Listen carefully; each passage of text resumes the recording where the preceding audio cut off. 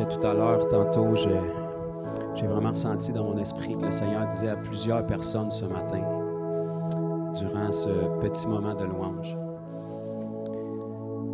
Il y a plus d'une personne que le Seigneur est en train de restaurer en vous la conscience de sa présence. Le Seigneur Jésus est toujours présent, 24 heures sur 24. Mais on a quelque chose qui est une grâce extraordinaire ici-bas, c'est qu'à certains moments, il nous donne la capacité de ressentir sa présence dans nos corps physiques.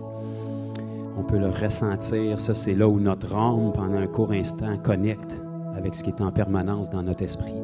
Et ça, c'est une grâce, il n'y aurait pas à le faire, mais je pense que pour tous ceux qui le vivent et qui l'ont vécu, c'est extraordinaire. Quand sa présence devient tangible, la dimension du temps disparaît.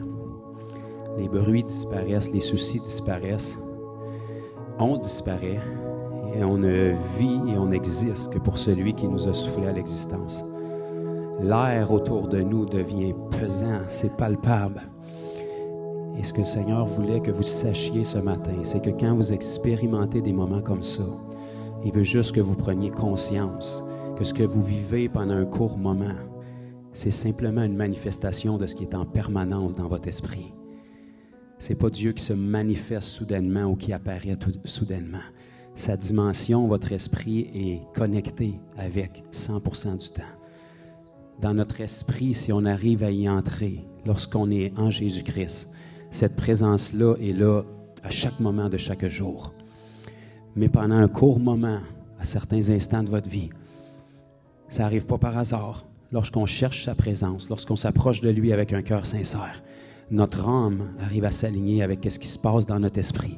Et on peut ressentir ce qu'on va ressentir pour l'éternité. Et dans ces moments-là, bénissez Dieu et profitez, chérissez ces moments-là pour toujours vous souvenir que le lundi matin, quand vous allez au travail, que vous êtes fatigué, que vous ne ressentez rien, que la semaine qui est devant vous n'a que du négatif à venir dans le naturel, sa présence est la même. Son amour pour vous que vous ressentez dans ces moments-là est la même. Sa destinée pour vous que vous ressentez dans ces moments-là est la même. Et ce qui nous attend pour l'éternité, c'est cette présence-là. Alors on se doit de chérir ces moments-là. C'est dans des moments comme ça aussi que la Bible nous dit que les bontés de l'Éternel ne sont pas épuisées et se renouvellent pour nous à chaque matin. On se doit d'être renouvelé dans les bontés de l'Éternel parce que croyez-moi, frères et sœurs, on vit dans une saison puis une génération où si les bontés de l'Éternel ne sont pas remises constamment devant vos yeux, vous allez être ensevelis sous les œuvres de l'ennemi. Partout où vous regardez dans ce monde, c'est de plus en plus abominable. Et ça a un but spécifique. L'ennemi veut tellement vous faire voir d'horreur que vous arriviez à avoir de la difficulté à saisir la bonté de Dieu à travers tout ça. Mais quand on est renouvelé dans sa bonté, ce que nos yeux regardent, ce que nos yeux contemplent, ce que nos yeux fixent, c'est ce qui va être élevé dans nos vies. Et la Bible nous dit, tel un homme pense, tel il est. Si vous vivez les bontés de Dieu, vous savourez ces moments-là, ça va changer votre perspective et votre approche de tous les autres moments de la vie. Donc, à qui de droit, à qui ça s'adresse, il y a vraiment ça qui s'est fait dans la louange ce matin. Le Seigneur voulait vous permettre de vivre ces moments-là, mais pour qu'on puisse réaliser que cette présence-là qu'on ressent, lorsqu'on ne la ressent pas, elle n'est pas moins présente pour autant. Elle est toujours là. Amen. Merci à notre sœur Annie qui a su nous amener dans ces moments-là. Amen. Donc, pendant que je la laisse retourner vers son tendre époux, je voulais prendre un court moment ce matin, que je considère quand même important, pour vous présenter une personne bien spéciale, un nouveau membre de la famille en Christ et un nouveau membre de ma famille.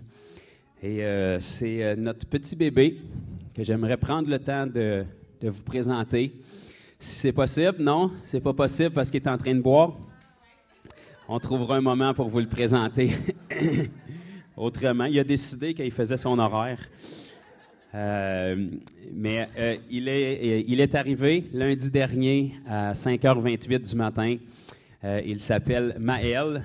Le Seigneur ne nous a pas donné de contre-indication pour ce nom-là, donc on a décidé de l'appeler comme ça, ce qu'on portait dans nos cœurs, qui veut dire chef de guerre ou guerrier ou grand ou prince, dépendamment de la traduction qu'on en fait. Et puis, évidemment, c'est mon épouse qui a fait le plus gros du travail, après le Seigneur, comme vous en doutez. Elle l'a mis au monde, mais c'est le Seigneur qui l'a formé.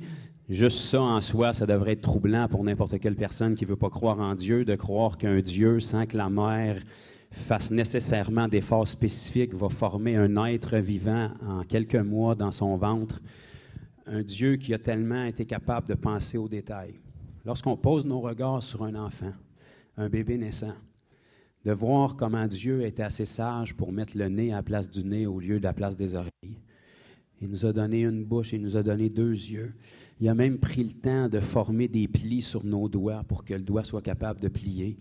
C'est à ce point-là les perfections de Dieu. Il n'y a aucune création qui est aussi immense que l'humanité, mais on banalise ça bien souvent. Et je vais être capable de vous le montrer un petit peu.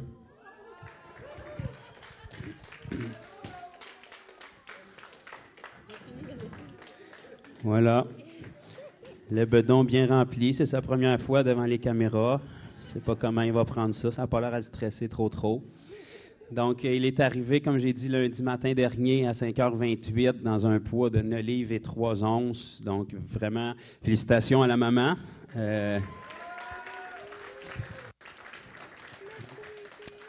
Et malheureusement, ou peut-être heureusement, ce n'est pas le Saint-Esprit qui a enfanté ce bébé. C'était une petite partie de moi.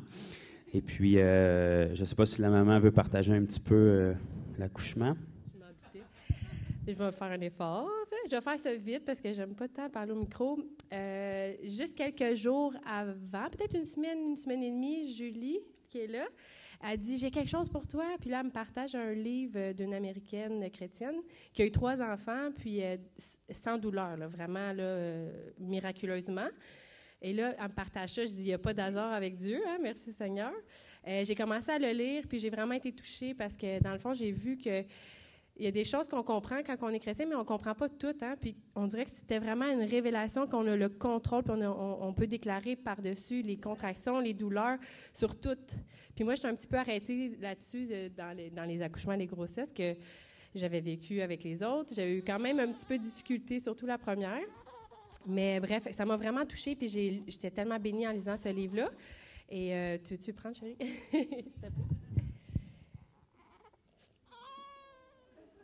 Ah, excuse-moi. Donc, c'est ça, pour aller au détail. Quand ça a commencé, on dirait que j'y croyais plus parce que j'ai encore dépassé de 4 jours ma date prévue. Fait que là, quand ça a commencé, je dormais vers minuit et quelques. Je me réveille, puis là, je me dis, il me semble que c'est un petit peu inconfortable, tu sais, une petite crampe. Là, je dis, ça se peut-tu que ça s'en vient? Je m'en vais aux toilettes. Là, je dis à Joe, je pense que ça s'en vient. Fait que là, j'essaie de me recoucher, voir si c'était juste, si ça passe ou pas. Et finalement, là, je voyais que c'était récurrent aux 5 minutes. Puis là, moi, ça a toujours commencé comme ça, mes accouchements. Donc, c'était aux 5 minutes. Puis là, j'ai dit, prépare la piscine, le bébé s'en vient. Une piscine chauffée, là, en passant, là, une piscine d'accouchement. Juste pour... faut le faire. Donc, c'est ça, on a commencé à installer les choses et tout. Puis là, je veux pas dire tous les détails, mais j'ai appelé la sage-femme. Là, j'ai dit, le bébé s'en vient. Elle dit, parfait, moi, je m'en viens. Elle a 1 heure de route à faire, fait qu'elle est arrivée vers 3 heures du matin, mais tout était dans la paix, c'était tellement beau. J'écoutais justement, elle a fait des louanges, pas des louanges, mais un CD de déclaration de versets bibliques en anglais, mais c'était super facile. Puis je les écoutais, puis je disais Amen, Amen, Amen, à toutes les contractions. J'étais vraiment en feu, puis on dirait que je savais qu'il y avait une douleur, mais ça faisait pas mal, comme c'était difficile à expliquer. Et là, vers 4 heures à peu près, elle me dit, on va aller se coucher parce que ça semble être comme stagnant. Là, je dis, moi, dans ma tête, je dis, je refuse, dans le nom de Jésus, je refuse, ça va, je vais accoucher bientôt, tu comprends pas. Que là, je me couche et là, je déclare au nom de Jésus, Cole, tu t'ouvres, tu niaises pas, là, il était à 4. Je dis 4, hey, non, tu t'ouvres à 10, puis j'accouche. 20 minutes après, mes os crèvent dans le lit, je dis, Joe, va chercher la sage-femme, je vais accoucher. Et là, elle était dans le salon, là, elle n'était pas bien loin. Puis là, c'était vraiment fou. J'ai vu le shift de justement, tu sais, comme stagnant, là. Mettons, ça avançait, mais ça ne progressait pas. Puis ça s'enlignait pour prendre des heures. Comme Zoé, ça a pris 18 heures, je ne sais plus, en tout cas, ça a été long. Sally, peut-être 12 heures. Là, j'ai dit, moi, je veux un accouchement rapide. J'ai dit, Seigneur, je vais accoucher avant que les filles se lèvent, puis je vais accoucher avant que mes parents s'inquiètent. Fait que là, 20 minutes après, je pense que le bébé est né. C'était juste capoté, là, 30 minutes. C'est parfait, il est là. C'était Alléluia! Fait que merci, Seigneur, pour ça. Puis merci, Julie, pour écouter le Saint-Esprit. Fait que c'est juste un petit résumé rapido pour dire que Dieu est bon, puis d'y faire confiance tout le temps, puis de prendre autorité, même des fois quand on pense que c'est la vie, ça fait partie de la vie, nanana. Mais c'est vraiment puissant, ce livre-là. Celles qui attendent des enfants, ou peu importe, je peux vous partager ça avec plaisir. Fait que voilà pour le petit témoignage. Next.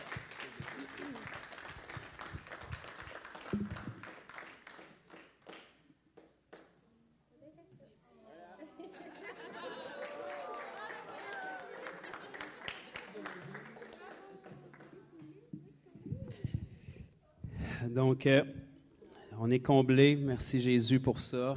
Et puis, vous savez, les femmes ne souffraient pas au départ. Ce n'était pas le plan de Dieu. C'est devenu un résultat puis une conséquence du péché.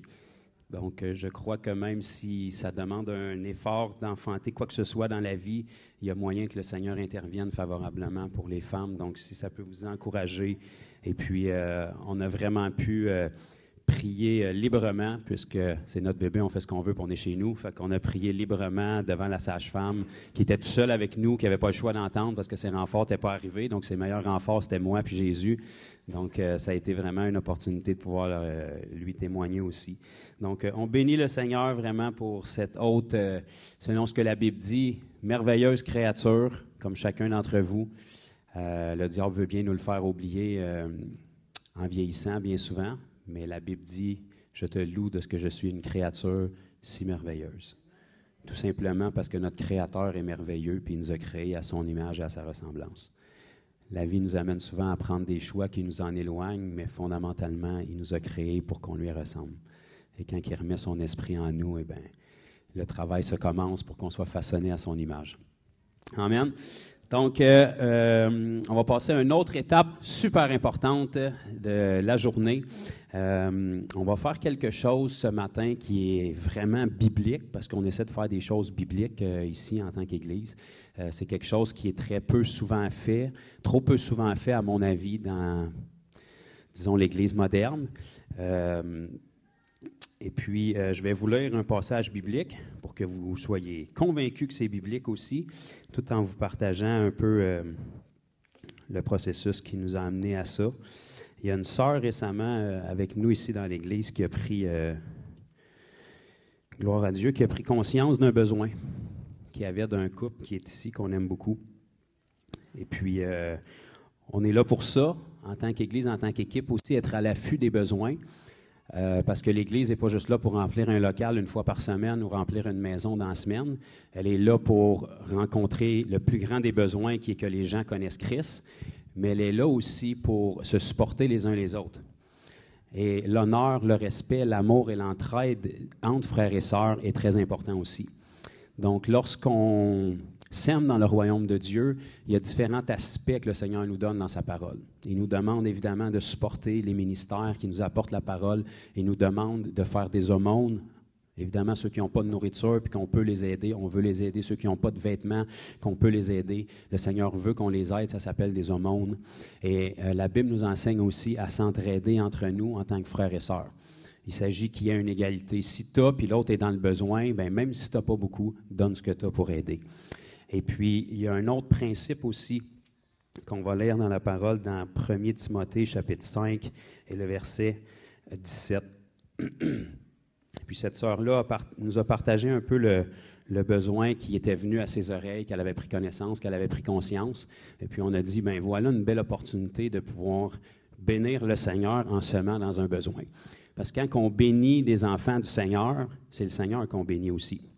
Puis je peux vous garantir une chose, s'il y a quelqu'un qui règle ses comptes, c'est le Seigneur. Le Seigneur ne sera jamais en dette avec vous. Fait que plus vous bénissez des gens qui ne peuvent pas vous le rendre, plus vous remettez le compte au Seigneur. Fait que le Seigneur doit vous le rendre. C'est pour ça qu'il nous demande de bénir les orphelins, de bénir les veuves, des gens qui ne peuvent pas vous le rendre. Si vous semez là, vous êtes condamnés à être bénis parce que c'est le Seigneur qui ramasse le compte et qui doit vous rembourser. Et il y a un autre principe dans la parole qu'on va lire, comme j'ai dit dans 1 Timothée, chapitre 5, verset 17. On va lire ici « Que les anciens qui dirigent bien soient jugés dignes d'un double honneur, surtout ceux qui travaillent à la prédication et à l'enseignement. » Donc, la Bible ici nous donne une distinction dans la structure de l'Église entre des anciens qui ont un ministère et des anciens qui n'ont pas nécessairement un des 5 ministères, mais qui doivent être présents dans l'Église aussi. Et la Bible nous dit ici que les anciens qui dirigent bien la communauté soient dignes d'un double honneur. Ça veut dire qu'on doit les honorer, bien évidemment, honorer leurs paroles, honorer leurs conseils dans nos vies, leur porter un respect, mais spécifiquement ici, dans ce passage-ci, l'apôtre Paul fait référence à du matériel. Donc, que ce soit un salaire, que ce soit, à l'époque, des fois, ce n'était pas toujours une valeur monétaire, ça pouvait être de la nourriture, du troc, des choses comme ça, mais ceux avec quoi ils étaient salariés à cette époque-là, il disait que les anciens qui font bien leur travail soient dignes d'un double honneur, même ceux qui n'ont pas un ministère. Il spécifie ici surtout ceux qui s'adonnent à l'enseignement de la parole, mais il y a des anciens dans l'Église qui n'ont pas nécessairement un ministère, qui n'ont pas nécessairement intégré un ministère encore, mais qui ont un travail important dans une Église. Donc, ils vont être des gens, des piliers, des gens de foi, des gens de conseil, des gens d'expérience. Et puis, ici à l'Église, on a mes parents qui sont un couple d'anciens, bien évidemment, sont probablement les plus anciens quasiment de la province. Mais on a aussi un autre couple que vous connaissez, qui est Denis et Annie, qui sont juste là. Et même si l'Église est toute fraîche, en fait, on entame notre 2e mois d'existence officielle ce matin. Disons que l'Église Fondation, on peut dire, existe depuis bien longtemps que ça, bien évidemment à Sept-Îles, mais aussi parce que le Seigneur fait autour de nous. Et puis, Annie et Denis ont investi beaucoup, ont travaillé beaucoup, ont été d'une grande aide. Et puis, on a su qu'il y avait un besoin critique. Ce sont des agriculteurs, bien évidemment, porcins, mais au-delà de ça, Denis a béni sa tendre épouse avec un jardin qui mesure à peu près la grosseur d'un terrain de football qu'elle doit s'occuper seule, bien souvent. Et puis, on a su qu'il y avait vraiment un outil qui pouvait les aider énormément. Donc, quand on a fait connaître le besoin, plusieurs se sont empressés vraiment de semer pour pouvoir bénir. Annie et Denis ont un impact depuis des années sur plusieurs personnes qui sont ici, puis d'autres qui ne sont pas ici. Ils ont été d'une aide, ils sont souvent pas devant la caméra, puis ils n'ont peut-être pas le micro dans les mains, mais ils sèment dans la vie des gens, ils prennent soin des gens, puis ils font le travail que des anciens se doivent de faire et sont appelés à faire. Et puis le Seigneur nous dit que s'ils font bien leur travail, puis qu'on reconnaît qu'ils font bien leur travail, c'est pas suffisant de taper dans le dos. Il faut être capable de les honorer avec un double honneur, autant dans notre attitude que aussi financièrement. Donc, le double honneur ce matin ressemble à un moto, cultivateur, culteur, je ne sais pas trop quoi. Mais on a pu se mettre ensemble avec une grande joie, leur payer ça pour alléger le travail d'Annie.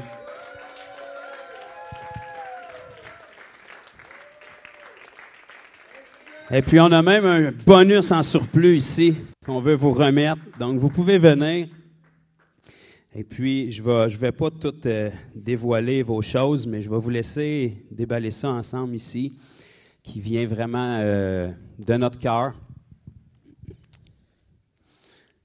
Si on avait un drummer, on aurait un roulement de tambour, là, mais il n'est pas branché. Qu'est-ce que c'est? Pratiquez votre excitation comme si... Même ceux qui savent ce que c'est, faites comme si vous ne le savez pas. Une canisse de gaz pour mettre dedans.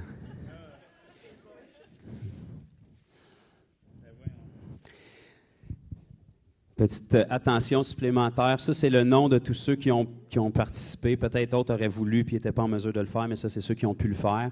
Et puis, juste de l'autre côté, on voulait que vous puissiez vous souvenir, au-delà de l'appareil, que c'est vraiment un honneur qui venait de notre cœur. Dessus, vous ne verrez peut-être pas en arrière, là, c'est identifié à l'Église Fondation. Il y a le verset de 1 Timothée 5,17 que les responsables qui dirigent bien l'Église méritent des honoraires doubles, notamment ceux qui se dévouent au ministère astreignant de la prédication et de l'enseignement. Puis il y a aussi le passage de Psaume 103, 2 et 3 que notre sœur Émilie avait vraiment senti dans son cœur pour ce couple-là, qui est « Mon âme bénit l'Éternel et n'oublie aucun de ses bienfaits. C'est lui qui pardonne toutes tes iniquités et qui guérit toutes les maladies. » Donc, c'était vraiment un privilège de pouvoir semer dans leur vie. Je veux, hors micro, vous donner un câlin.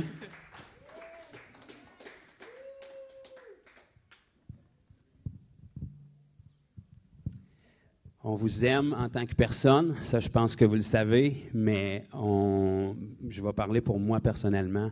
On honore et on apprécie vraiment aussi le travail que vous faites. Les gens ici à l'Église n'ont peut-être pas pu en voir l'envergure encore, ils vont le découvrir assez rapidement, mais moi je sais ce que vous avez fait à nos côtés depuis les dernières années. Puis maintenant que j'ai une opportunité de vous honorer pour ça, ben c'est un privilège de le faire. Et puis j'ai plein d'amis fous qui semblent de vouloir embarquer avec moi pour ça. Donc que le Seigneur les bénisse. Puis le plus important que tout, je veux qu'on prenne quelques petites minutes juste pour pouvoir étendre nos mains puis prier pour eux aussi. Donc, venez dans le spot. Amen. Seigneur, on veut te remercier pour ce couple précieux à ton cœur, ce couple d'anciens. On veut bénir vraiment toute l'œuvre qu'ils ont fait jusqu'à présent, qui est peut-être moins connue pour l'instant. Mais Seigneur, toi, tu sais, tu vois et tu n'oublies rien. Et on te remercie pour tout ce que tu as placé en eux, comment tu les as positionnés et ce que tu as placé en réserve en eux pour toutes les personnes qui sont ici, pour tous les gens que tu vas nous donner d'avoir ici à l'Église et même plus, Seigneur. On te remercie pour les dons, les talents précieux, indispensables et uniques que tu as placés en eux, Seigneur. Et on te prie que tu puisses continuer à les aider, leur donner la grâce qui est nécessaire de pouvoir déverser tout ce que tu places en eux dans la vie des gens qui sont ici, Seigneur, pour attirer les cœurs à toi, pour fortifier, pour encourager, pour relever, Seigneur, et continue de faire d'eux des modèles, des piliers, Seigneur, qui vont vraiment être un exemple à suivre dans cette génération, Père. On te prie de les bénir à tous les niveaux, de bénir leur famille aussi, et que cette marque de reconnaissance puisse vraiment élever des actions de grâce vers toi, parce que c'est ton idée, ton intention, Seigneur. Que tu puisses bénir le travail de leurs mains, que tu puisses leur ouvrir des avenues devant eux sur où et comment ils peuvent bénir en retour avec tout ce que tu leur donnes, Seigneur. On te remercie pour leur précieuse vie. Merci d'être allé les chercher, de les avoir amenés à toi, Seigneur. Et on te prie de les garder, Seigneur Dieu, à toi et à nos côtés, Seigneur, pour qu'on puisse bénéficier de tout ce que tu as placé en eux et qu'on puisse les chérir à leur juste valeur, Seigneur, au nom de Jésus. Amen. Amen. Alléluia. Alors, Jonathan, je sais, il va y avoir un petit délai dans ta prédication. Il faut que tu donnes ton micro à notre ami Denis ou Annie, qui ont quelque chose aussi. En fait, on a quelque chose pour vous autres. Vu que tu nous as honorés, on s'est dit, non, c'est vrai. Ça fait un peu bizarre parce que tu viens de le faire. Bon, on croyait qu'on serait les premiers, on croyait qu'on serait les seuls. Mais nous aussi, on voulait souhaiter la bienvenue à Maëlle, l'Église de Fondation de Granby et l'Église Fondation Sept-Îles. Je voulais souhaiter la bienvenue à votre petit trésor. Puis, ça vient vraiment de tout cœur des deux églises. Fait que, je sais pas, peut-être, je sais pas si tu veux qu'on la lise. On peut la lire. C'est vu que je l'ai écrit, je peux te la lire. Si tu veux. Mieux si Annie va me faire pleurer devant les gens. Parce que c'est un petit peu sous forme de prière. Au nom de l'Église de Sept-Îles et de l'Église de Granby, nous voulons vous féliciter pour l'arrivée de ce nouveau petit trésor dans votre famille et dans le royaume de Dieu. Que cet enfant soit pour vous sujet de joie et de fierté et que sa marche sur cette terre se fasse dans ce chemin étroit que peu empruntent. Qu'il soit loué par la langue de d'autres et qu'il soit un leader du royaume, un guerrier inébranlable. Seigneur, ta bénédiction est sur chaque membre de cette famille, de génération en génération. Que ta prospérité coule à tous égards et que l'arrivée de cet enfant soit synonyme d'un vent tout nouveau dans l'esprit pour vous. Bienvenue Maëlle, nous t'aimons déjà beaucoup. Puis Je crois qu'on pourrait peut-être, vite, je sais que ça va peut-être bouleverser tes plans. Mais je te dis, j'ai pas fait la louange longue, là. Mais peut-être juste prier pour Maëlle. Peut-être avec Bertrand, Janine, qu'on pourrait inviter pour juste prier pour Maëlle et la famille en même temps. Est-ce que Janine, Bertrand et Janine, quand je dis Bertrand, c'est sûr que ça inclut les deux? Janine, elle n'est pas là, elle est au côté. OK, c'est bon. C'est bon. Oh!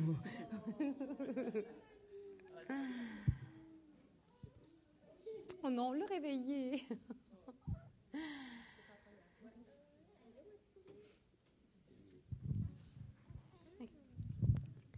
Seigneur, on te prie pour cette famille, puis on te remercie premièrement pour l'œuvre que tu as accomplie par leurs mains, par leur bouche, pour l'Église ici, présente, mais pour tout le Québec, pour bien plus que ce que l'on voit. Parce qu'ici, c'est juste la pointe de l'iceberg, mais il y a tellement plus. Seigneur, ça fait plusieurs années, tu t'as appelé Jonathan et son épouse à impacter le Québec. Et il y a des échos de ce que tu as fait dans leur vie, dans les 4 coins, Seigneur. Je te prie pour que cette toile d'araignée qui est formée dans tout le Québec, à travers le Québec entier, Seigneur, ça grandisse, puis devienne solide à un point que les fils soient incassables, que rien ne puisse pénétrer cette toile d'araignée-là. Entre chaque personne qui sera connectée par ton esprit, par toi et par l'œuvre de ce que tu accompliras par les mains et par le ministère de Jonathan et Lisa. Seigneur, je te prie pour que Lisa puisse entrer pleinement dans ce que tu l'as appelée à faire, parce qu'il y a une grande œuvre à laquelle tu l'appelles, on le sait. C'est cette œuvre aussi pastorale, Seigneur, on te prie pour que ça se développe dans son cœur, qu'elle puisse vivre pleinement ce que tu l'as appelée à faire, malgré le travail qui a peut-être augmenté, mais toi, tu lui donnes la force d'accomplir toutes choses. La force, tu lui donnes le temps, tu la fortifies en toutes choses, Seigneur. Puis, on voulait particulièrement prier ici pour Maëlle, avec l'Église. Premièrement, on le bénit au nom de Jésus. On déclare sur sa vie qu'il sera un guerrier inébranlable de la parole partout où est-ce qu'il ira, qui sera un sujet de bonheur pour tous ceux qu'il rencontrera, que ça sera un leader influent qui parlera toujours au nom de son Seigneur, qui s'éloignera ni à gauche ni à droite du chemin tracé par toi, Seigneur. Merci parce que Maëlle parlera avec un zèle, parlera avec courage. Je vois comme un lion, comme quelqu'un qui se tient devant, qui forme les brèches, qui enlève les arbres, qui défriche avant d'autres, comme un défricheur. Seigneur, merci parce que Maëlle est bénie, Zoé et Sally de même, Seigneur. Tu fais de cette famille une famille unie dans la foi, une famille qui te cherche toujours, puis qui augmente aussi en connaissance de toi, Seigneur, de jour en jour. Amen.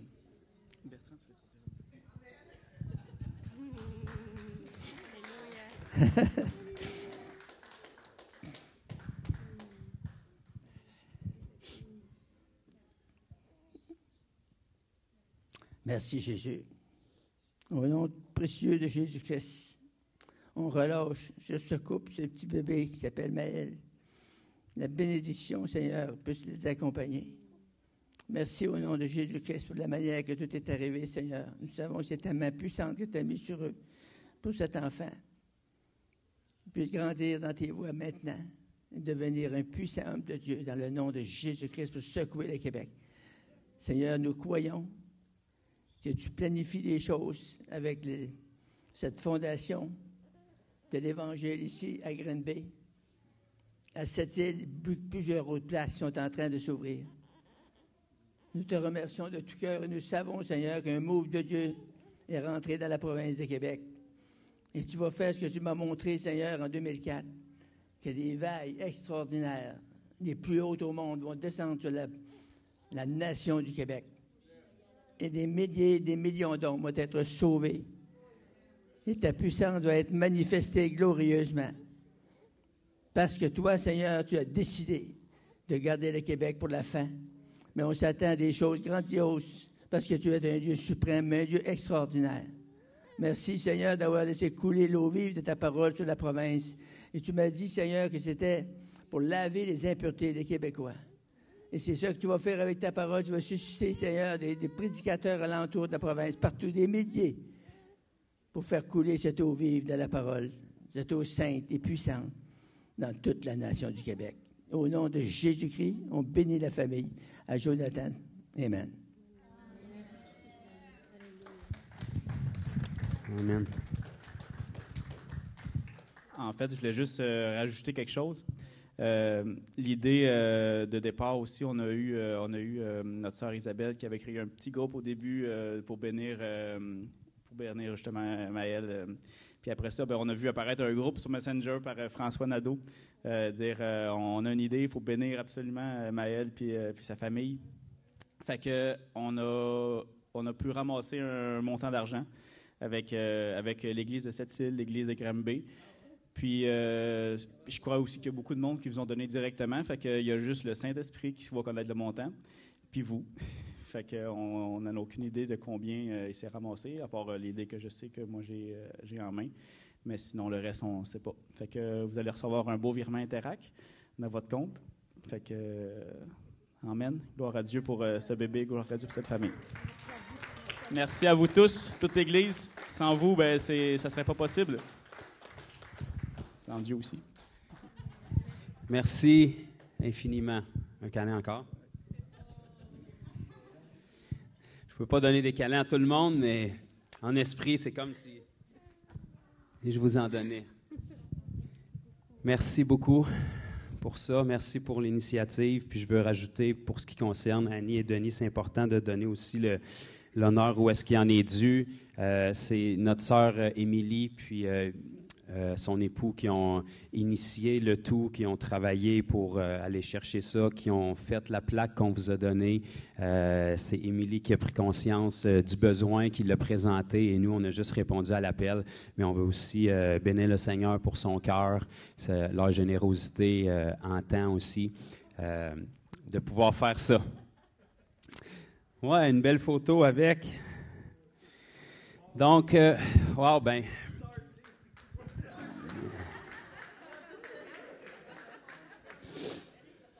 On va dire que c'est prophétique pour remuer la terre de vos cœurs ce matin, pour que la parole puisse prendre place. Il ne s'agit jamais de flasher ou de mettre quelqu'un en évidence. Il s'agit vraiment d'honorer ce que le Seigneur a placé en chacun de nous.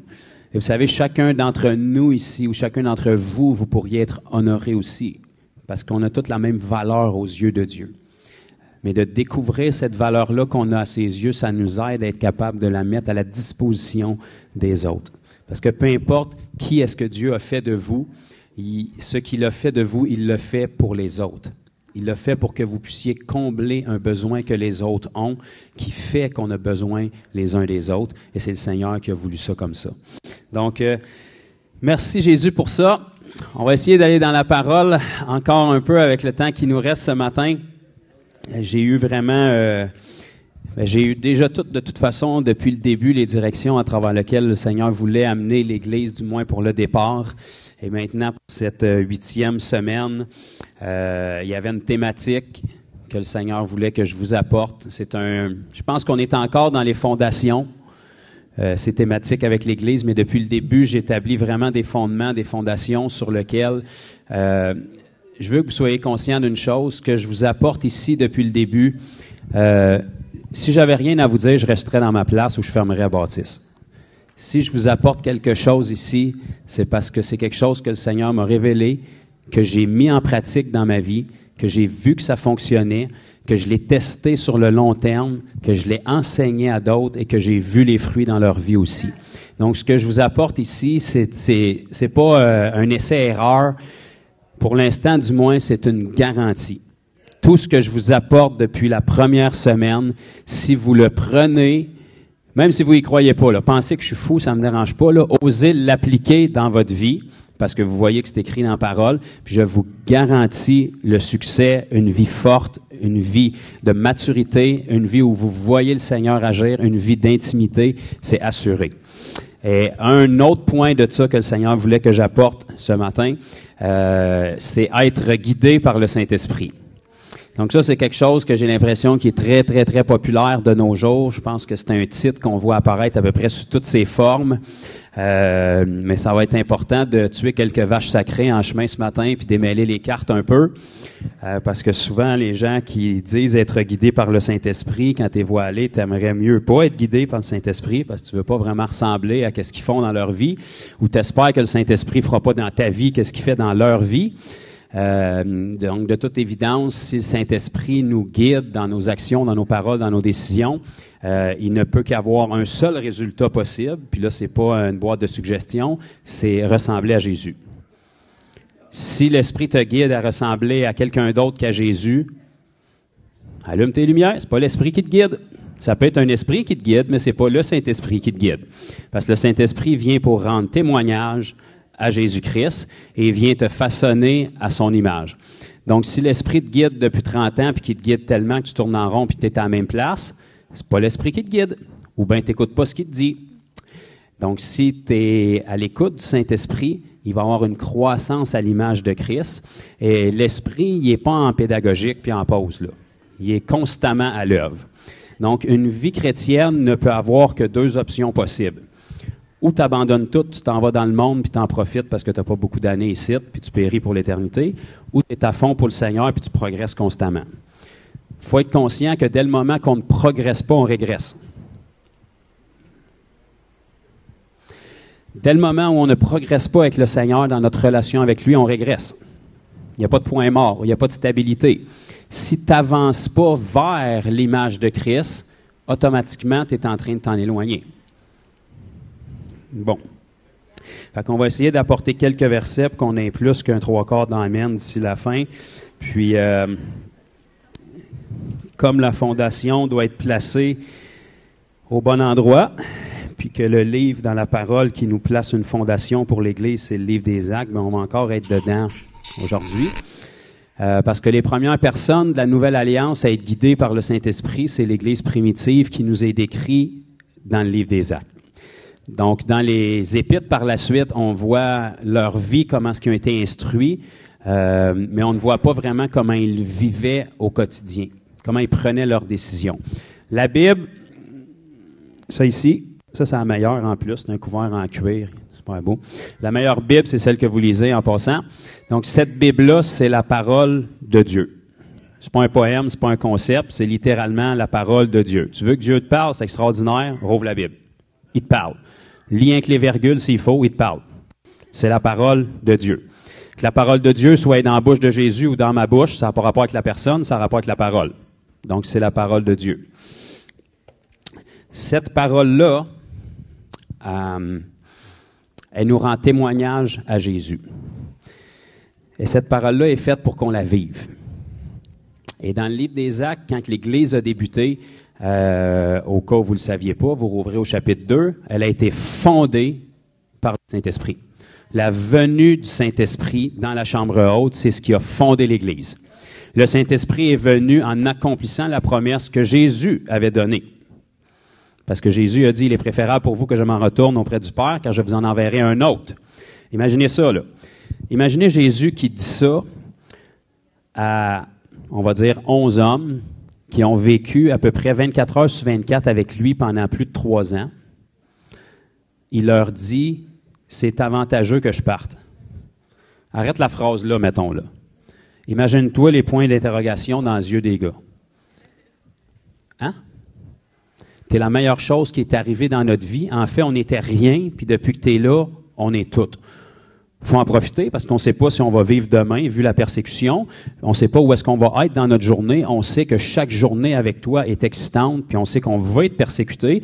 Mais pour une raison qu'on ignore, on a hâte à demain, même si on sait que ça va être difficile. Il est en train de dire à ces gars-là, il est préférable pour vous que je m'en retourne auprès du Père. Car je vous en enverrai un autre, qui est en fait Jésus sous une autre forme, qui est beaucoup plus présent et beaucoup plus pratique. À l'époque de Jésus, Jésus était limité par un corps. Il fallait qu'il mange un peu, il fallait qu'il se repose un peu, il fallait qu'il dorme quelques heures, donc il n'était pas totalement disponible tout le temps. Maintenant qu'il a accompli ce qui devait être accompli pour ouvrir le processus de sanctification au point que d'autres êtres humains peuvent accueillir l'Esprit de Dieu, il est revenu par son Esprit au jour de la Pentecôte et maintenant il habite en nous. Alléluia, ça c'est un bon pitch pour dire Amen. Colossiens 1,27, le chat est sorti du sac, Christ en nous, l'espérance de la gloire. Donc maintenant, Christ est en nous. Donc forcément, il n'est pas en nous dans son corps physique, il faut qu'il soit en nous sous une autre forme. Il est venu en nous par son Saint-Esprit. Et ce Saint-Esprit-là, c'est le même Saint-Esprit qui a fondé l'Église au jour de la Pentecôte. Et c'est le même Saint-Esprit que, selon ce que Jésus lui-même avait dit dans les Évangiles, il nous dirige, il nous enseigne dans toute la vérité. Il est là pour nous guider. On va s'entendre, sans l'Esprit, on n'a absolument aucune idée comment est-ce qu'on vit ça, une vie chrétienne. On peut vivre une vie religieuse. Ah, ça, par exemple, vous avez beaucoup d'avenues. Faites une petite recherche Google, des religions, il y en pop à peu près tous les jours.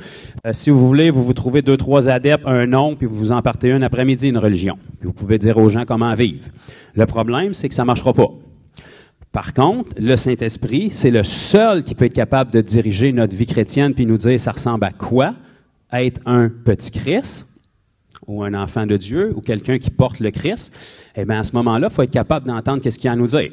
Fait que la première façon que le Saint-Esprit nous dit quoi faire, c'est pas compliqué. On commence simplement, quand vous allez à l'école, on commence par des grosses lettres carrées avant d'aller dans les lettres attachées puis d'aller dans l'algèbre.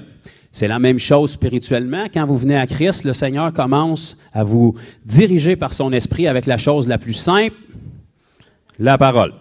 Tout ce que ça demande, c'est savoir lire. Si tu ne sais pas lire, plonge-toi dedans. Il y a des chances qu'il t'enseigne à lire. Il l'a déjà fait plusieurs fois à travers divers témoignages. Donc ça, à chaque fois que vous lisez ça, c'est l'Esprit qui est en train de vous parler et vous diriger pour votre vie. Maintenant, on est 9 milliards sur la planète selon ce qu'ils nous disent en ce moment.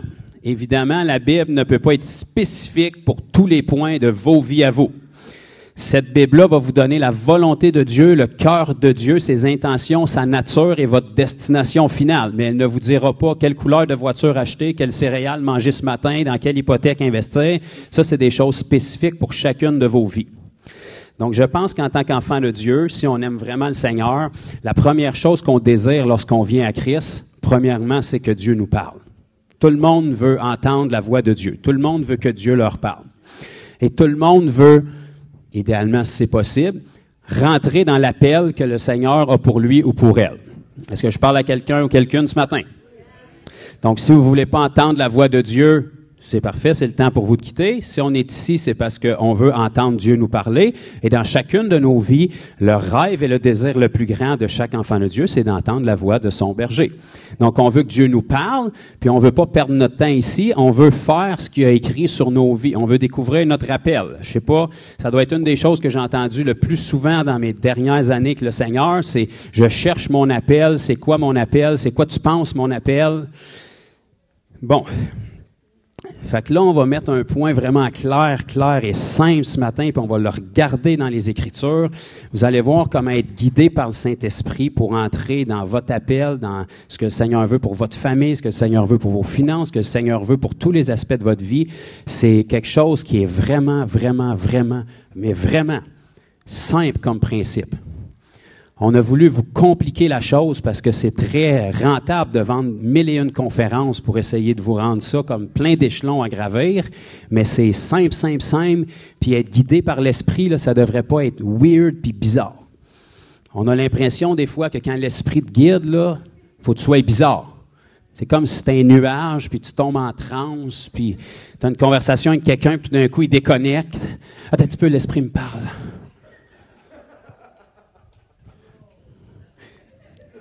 Tu sais, quand tu es tellement spirituel que tu fais peur à tout le monde autour de toi, là, c'est peut-être pas l'Esprit qui te parle. Parce que l'Esprit qui te parle, il te parle pour que tu sois un bienfait autour de toi. Fait que la première façon qu'il te parle, là, souvent les gens que l'Esprit leur parle tellement, là, il leur parle tellement plus que la parole. Fait que c'est bien difficile pour eux autres de savoir c'est quel esprit qui leur parle parce qu'ils savent pas comment il parle, cet esprit-là. Fait que quand quelqu'un se lève dans l'Église pour dire « Ainsi parle l'Éternel, il n'y aura plus de pasteur dans cette Église », tout de suite, si tu as lu cette parole-là, tu peux arrêter ça puis dire, ce n'est pas l'Esprit qui te parle, parce que l'Esprit ne parle jamais en marge de sa parole. OK? Donc, pour rentrer dans les choses spécifiques que le Seigneur a pour votre vie, parce qu'on n'est pas des numéros, on n'est pas des robots, le Seigneur nous connaît personnellement, intimement, puis oui, il y a un mandat et un appel spécifique pour notre vie. Même si nous ne sommes pas tous appelés aux 5 ministères d'Éphésiens 4, on a quand même un mandat spécifique sur notre vie.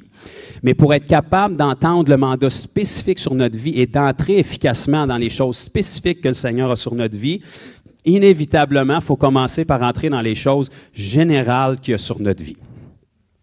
Je vais leur dire, puis vous finirez ça avec un Amen. Si tu veux découvrir les choses spécifiques que le Seigneur a pour ta vie, il faut que tu commences par obéir aux choses générales qui est écrit sur ta vie.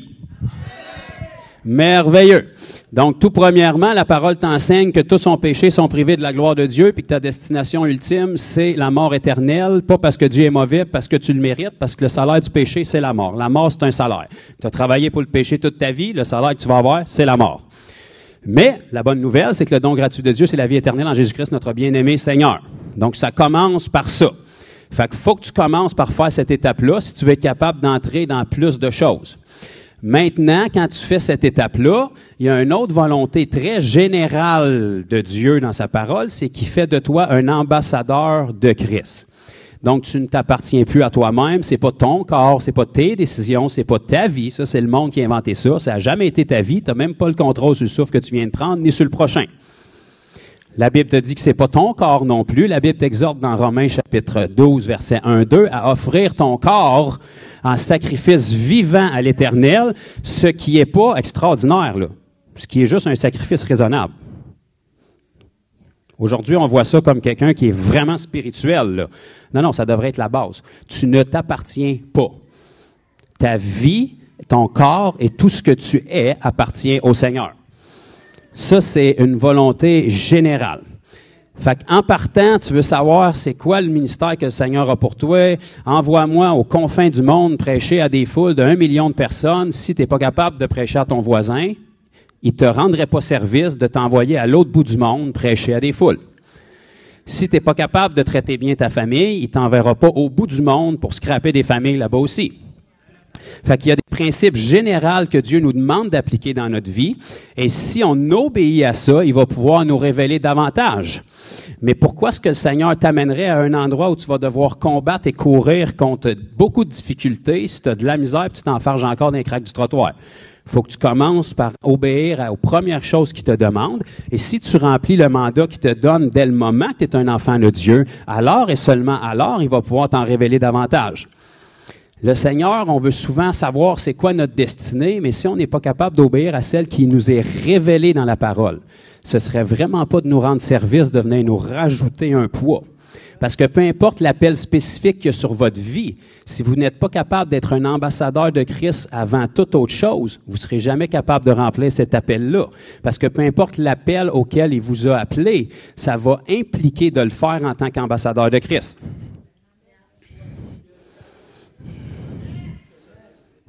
Voilà. Notre frère Patrick vient de mentionner un verset merveilleux qui nous dit « Sois fidèle dans les petites choses et je t'en confierai de plus grandes. » Nous autres, on veut les plus grandes déjà. Le Seigneur, c'est pas qu'il veut pas te les donner, les plus grandes. C'est que tu seras pas capable de les accomplir, les plus grandes, si tu n'es pas capable d'accomplir les petites. Même ceux qui sont appelés au ministère, il n'y a pas de gens plus efficaces dans leur ministère que les gens qui ont été capables de commencer quand personne ne les voyait puis qui ont été fidèles dans les petites choses. Si tu veux être un évangéliste qui impacte la planète, ben tu as commencé par être un ambassadeur de Christ puis à évangéliser tout ce qui bougeait autour de toi. C'est seulement comme ça que tu vas arriver à te développer et voir les choses plus spécifiques pour ta vie. Le Seigneur ne peut pas se donner la peine de te donner une direction spécifique pour ta vie puis que tu entendes sa voix en subséquent à sa parole si tu n'obéis pas déjà à ce qui est écrit dans sa parole. Sa parole est suffisante pour t'orienter. Maintenant, si tu n'obéis pas à sa parole, ça ne serait pas de te rendre service de te donner des informations supplémentaires à sa parole. OK. On va tourner ensemble dans Acte 16.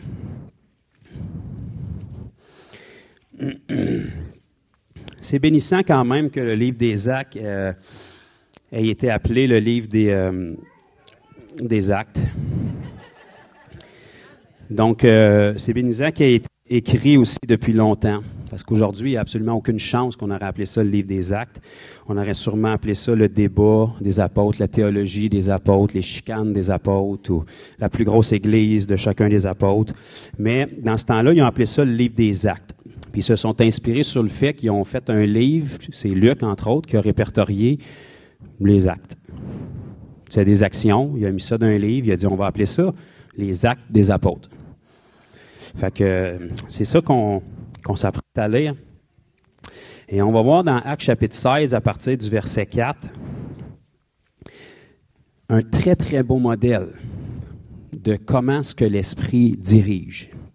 Puis c'est rien de farfelu puis de mystique. Des fois, on imagine qu'être guidé par l'Esprit, c'est comme un nuage qui apparaît, puis il te guide, puis tu vois des apparitions. Puis, premièrement, quand vous êtes sauvés, la Bible nous dit dans Éphésiens 2, versets 8, 9 et 10, que c'est par la grâce que vous êtes sauvés au moyen de la foi. Donc, la grâce vient de Dieu. La foi vient de Dieu aussi, mais c'est vous qui décidez en qui la placer. Si vous la placez à la bonne endroit, pouf, ça va faire le salut. La Bible poursuit en nous disant, car vous êtes son ouvrage, ayez été créé en Jésus-Christ. Voilà pourquoi vous avez été créés pour de bonnes œuvres que Dieu a préparées d'avance afin que vous les pratiquiez. Donc maintenant, ces œuvres-là sont spécifiques pour vos vies. Ça demande des directions spécifiques. Par contre, il y a des œuvres pour vos vies qui sont générales, qui sont déjà révélées dans la parole. Donc, les dernières paroles que Jésus a données à ses disciples avant de partir, que ce soit dans Marc 16, que ce soit dans Matthieu 28, c'est les mêmes. Et c'est les mêmes pour vous et pour moi. Vous avez été sauvés pour des bonnes œuvres et vous êtes devenus, selon 2 Corinthiens 5, versets 17 à 20, des ambassadeurs de Christ, ayant pour mandat de réconcilier l'homme avec Dieu. Donc, il a dit, par exemple, dans Marc 16, « Allez et prêchez la bonne nouvelle à toute la création ». C'est la même chose qu'il nous dit à nous. Il a dit dans Matthieu 28, verset 19, « Allez et faites de toutes les nations des disciples ». Donc ça, en partant, il n'y a pas besoin d'aucune révélation plus spécifique que ça. C'est une révélation générale. En faisant ces choses-là qui sont générales, le Seigneur va vous faire découvrir les choses spécifiques sur votre vie. Mais ce ne serait pas de vous rendre service de vous faire découvrir les choses spécifiques sur votre vie sans que vous marchiez dans cette réalité-là, parce que s'il fait ça, vous allez vous investir pour les choses spécifiques sur votre vie, puis vous allez passer complètement à côté du but premier de pourquoi il vous a sauvé. Combien de personnes aujourd'hui sont dans le ministère puis ont des ministères qui sont très connus et florissants, mais qui n'apportent à peu près plus personne à Christ dans leur quotidien? Vous savez que peu importe qui est appelé aux 5 ministères, son premier mandat, c'est d'être ambassadeur de Christ. Avant d'être un apôtre, bishop, trishop intergalactique, là, il est ambassadeur de Christ.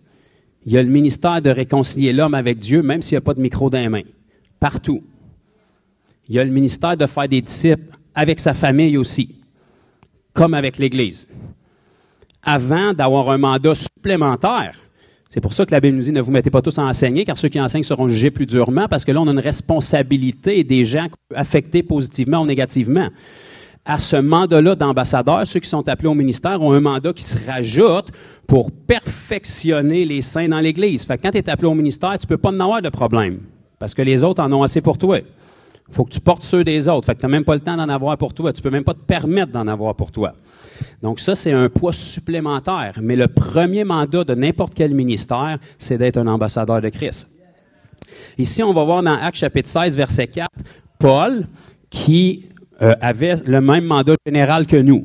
Donc, il a été sélectionné sur la route de Damas. Il y a eu une rencontre percutante avec une lumière qu'il ne connaissait pas à cette époque-là, tellement percutante qu'il a perdu le S de son nom pour un P. Il est devenu aveugle pendant 3 jours, et puis cette lumière-là lui a dit « Pourquoi me persécutes-tu » Pourtant, Paul n'avait jamais rencontré le Seigneur Jésus de sa vie, de son vivant. Mais parce qu'il persécutait l'Église, Jésus a dit « Tu me persécutes, parce que l'Église, c'est mon corps. Tu touches à l'Église, tu touches à moi. » Jésus lui a dit « Il va falloir changer de voie, parce qu'il te serait dur de régimber contre les aiguillons. » Il a pris 3 jours de jeûne et de prière aveugle pour le faire raisonner un peu, jusqu'à temps qu'un disciple soit envoyé à Ananias pour lui imposer les mains, que des écailles tombent de ses yeux, qu'il soit baptisé d'eau du Saint-Esprit et qu'il débute son ministère à partir de là. Ce Paul-là savait une chose. Il avait été appelé du Seigneur pour être capable de prêcher l'Évangile. Donc ça, c'est la volonté générale. Quand le Seigneur l'a sauvé, il n'a pas dit « Tu vas aller à tel point coordonnées géographiques, tu vas dire telle chose, tu vas dire telle chose. » Non, il a commencé par y donner une volonté générale. Et à mesure où on obéit à la volonté générale de Dieu, ce que nous, on voit comme de l'obéissance, lorsque Dieu te scanne sur le radar, lui, ce qu'il voit, c'est de la foi. Et dès le moment qu'il voit de la foi, il peut relâcher des détails et des directions supplémentaires. Donc, autrement dit, le Seigneur ne te dirigera jamais vers une personne qui est en besoin pour que tu ailles transformer le trajet de sa vie si tu es écrasé sur ton divan chez toi. En revanche, si tu es là parmi les besoins, il va te révéler des choses spécifiques pour que tu puisses intervenir. OK, donc Paul ici était dans un de ses nombreux voyages missionnaires. Et puis, on va voir à partir du verset 4, ça nous dit « en passant par les villes ». Donc, il n'y a rien qui nous dit qu'il y avait une révélation du Seigneur pour ça, là. Autre que celle qui avait déjà été donnée dans Marc 16 et dans Matthieu 28. Allez par toute la terre. Est-ce que les villes font partie de la terre? Oui. Trouve une ville. Y a-tu du monde dans la ville? Oui. Prêchez la bonne nouvelle à toute la création. Trouve une ville, rentre dans la ville, fais ton travail. Même chose pour chacun de nous, là. Donc, en passant par les villes, il recommandait aux frères d'observer les décisions des apôtres et des anciens de Jérusalem. Là, il tombait dans son mandat supplémentaire d'apôtre où est-ce qu'il se devait d'aider l'Église. Verset 5. Et c'est un des versets sur lequel on construit l'Église ici. Les églises, j'étudie les églises, c'est au pluriel. Les églises se fortifiaient dans la critique et dans la division. Non? Ah, vous avez une autre version, un peu. Se fortifiaient dans la foi. Ah, ben oui, c'est mieux. Et augmentaient en nombre de jour en jour. Oh, OK. Fait qu'il y a quelqu'un quelque part là-dedans qui faisait la volonté générale de Dieu. Ça augmentait en nombre. Regardez bien ce qui est troublant au verset 6. Ayant été empêchés par le Saint-Esprit d'annoncer la parole dans l'Asie. Attends un peu, là. C'est le Saint-Esprit lui-même, à travers la bouche de Jésus, qui te dit, va, prêche la bonne nouvelle à toute la création. Prêche la bonne nouvelle partout. Fais des disciples en les baptisant, puis enseigne-le à faire la même chose. Paul part, il s'en va faire exactement ce que le Seigneur lui dit, et ça nous dit ici, ayant été empêchés, pas par le diable, par le Saint-Esprit d'annoncer la parole dans l'Asie. Eh bien, ils traversèrent la Phrygie et le pays de Galatie. Détail important. Donc, il est en train de faire la parfaite volonté de Dieu selon ce qui était révélé. Il s'en allait puis il annonçait l'Évangile. Il arrive en Asie pour une raison qui nous est pas mentionnée, puis d'une façon qui nous est pas mentionnée, l'Esprit Saint leur permet pas de rentrer en Asie pour annoncer l'Évangile. Ils ont renouvelé leur abonnement à Netflix, se sont assis en boule, ils ont dit « Seigneur, on a fait notre partie, fait qu'à cette heure, non. » La Bible nous dit qu'ils se sont tournés et ont traversé la Phrygie et le pays de Galatie. Pourquoi? Parce que le mandat de Dieu ne change pas, là. On est en train de faire notre travail, ça ne passe pas ici. Parfait, on se tourne de quelques degrés, on continue. Parce que la volonté générale de Dieu ne change pas, peu importe qui ferme la porte devant vous. Une porte fermée est simplement une redirection.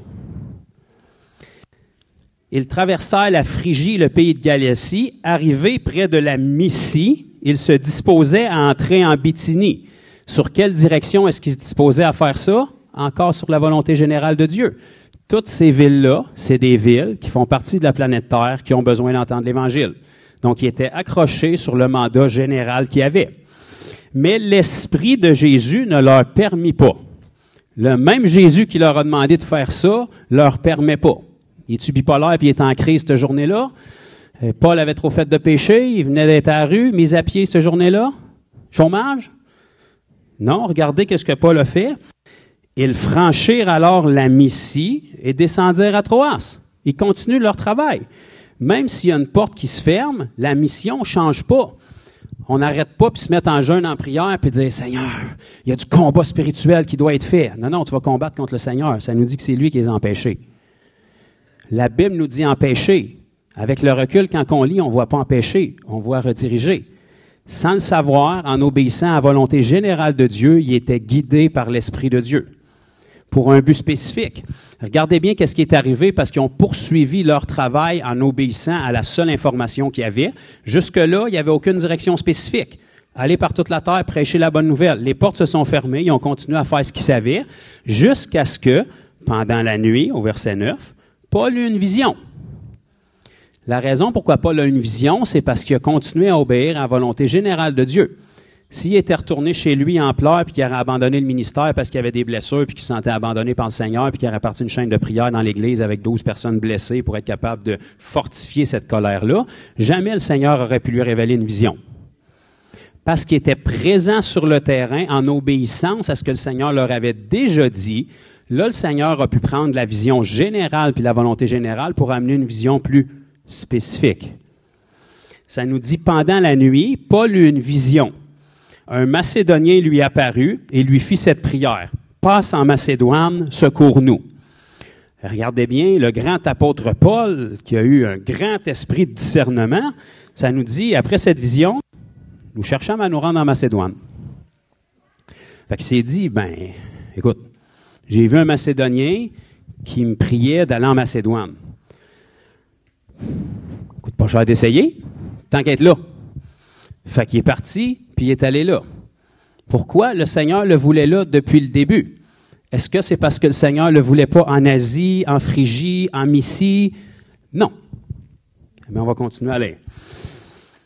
Aussitôt, après cette vision, nous cherchâmes aussitôt à nous rendre en Macédoine, concluant que le Seigneur nous appelait à y annoncer la bonne nouvelle. C'est une conclusion auquel sont arrivés. Ils ont pris un guess, là. Étant partis de Troas, nous fîmes voile directement, blablabla, on va sauver les noms, OK. Verset 13, le jour du sabbat, nous nous rendîmes hors de la porte vers une rivière où nous pensions que se trouvait un lieu de prière. Donc là, on se rappelle, ils viennent d'arriver en Macédoine. Nous nous assîmes et nous parlâmes aux femmes qui étaient réunies. Remarquez que tout ce que Dieu leur a dit, c'est « passe en Macédoine », puis on dit « on va essayer ça », sont allés là. Ils n'ont pas eu de direction spécifique. Le Seigneur leur a pas dit, tu vas rencontrer telle personne, telle couleur de cheveux, elle va être à telle coordonnée géographique, elle a besoin de telle parole, il faut que tu lui donnes ça, ça te prend un évangile de Jean, telle couleur, il faut que tu brises telle malédiction générationnelle. Ils n'ont rien eu de ça. Ils étaient en train de faire leur travail général, puis ils ont eu une information supplémentaire. Va en Macédoine. Ils sont arrivés en Macédoine, se sont dit, bon, on est là, qu'est-ce qu'on peut faire ici? On peut faire la même chose qu'on faisait au début pour lequel on était appelé. En cas d'erreur, le Seigneur va nous donner de quoi de plus spécifique, mais on ne peut pas être perdant de faire la volonté générale de Dieu. Fait qu'on va trouver un endroit qui est susceptible d'avoir des personnes ici qui sont croyants un minimum, puis on va essayer d'aller leur donner la bonne nouvelle. C'est ce qu'ils ont fait. L'une d'elles, nommée Lydie, marchande de pourpre de la ville de Thyatire, était une femme craignant Dieu, et elle écoutait. Et qu'est-ce qui s'est passé? Le Seigneur ouvrit le cœur pour qu'elle fût attentive à ce que disait Paul. Verset 15. Lorsqu'elle eut été baptisée avec sa famille, elle nous fit cette demande. Si vous me jugez fidèle au Seigneur, entrez dans ma maison et demeurez-y. Elle nous pressa par ses instances. Donc, cette femme-là, Lydie, et elle a entendu l'Évangile, bien évidemment, et elle est venue à Christ avec sa famille et elle a été baptisée chez elle. Regardez bien un point important ici. Là. La Bible nous dit au verset 14, « L'une d'elles, nommée Lydie, marchande de pourpre. » Ça veut dire qu'elle était pleine de cash. C'était une femme d'affaires. C'était une marchande de pourpre. Le pourpre était très couru à cette époque-là, donc c'est sûr que financièrement, elle était bien. Et la Bible prend la peine de nous dire qu'elle venait de... Oui, c'est beau, merci. Elle venait de la ville de Thyatire. Ceux qui sont bons en géographie, Thyatire, c'est une ville qui se trouve en Asie. Donc, faites le calcul et revenez au verset 6. Ayant été empêchés par le Saint-Esprit d'annoncer la parole dans l'Asie, ils ont rentré dans la prochaine ville, ça n'a pas passé. Ils se sont retournés, l'Esprit de Jésus ne leur a pas permis.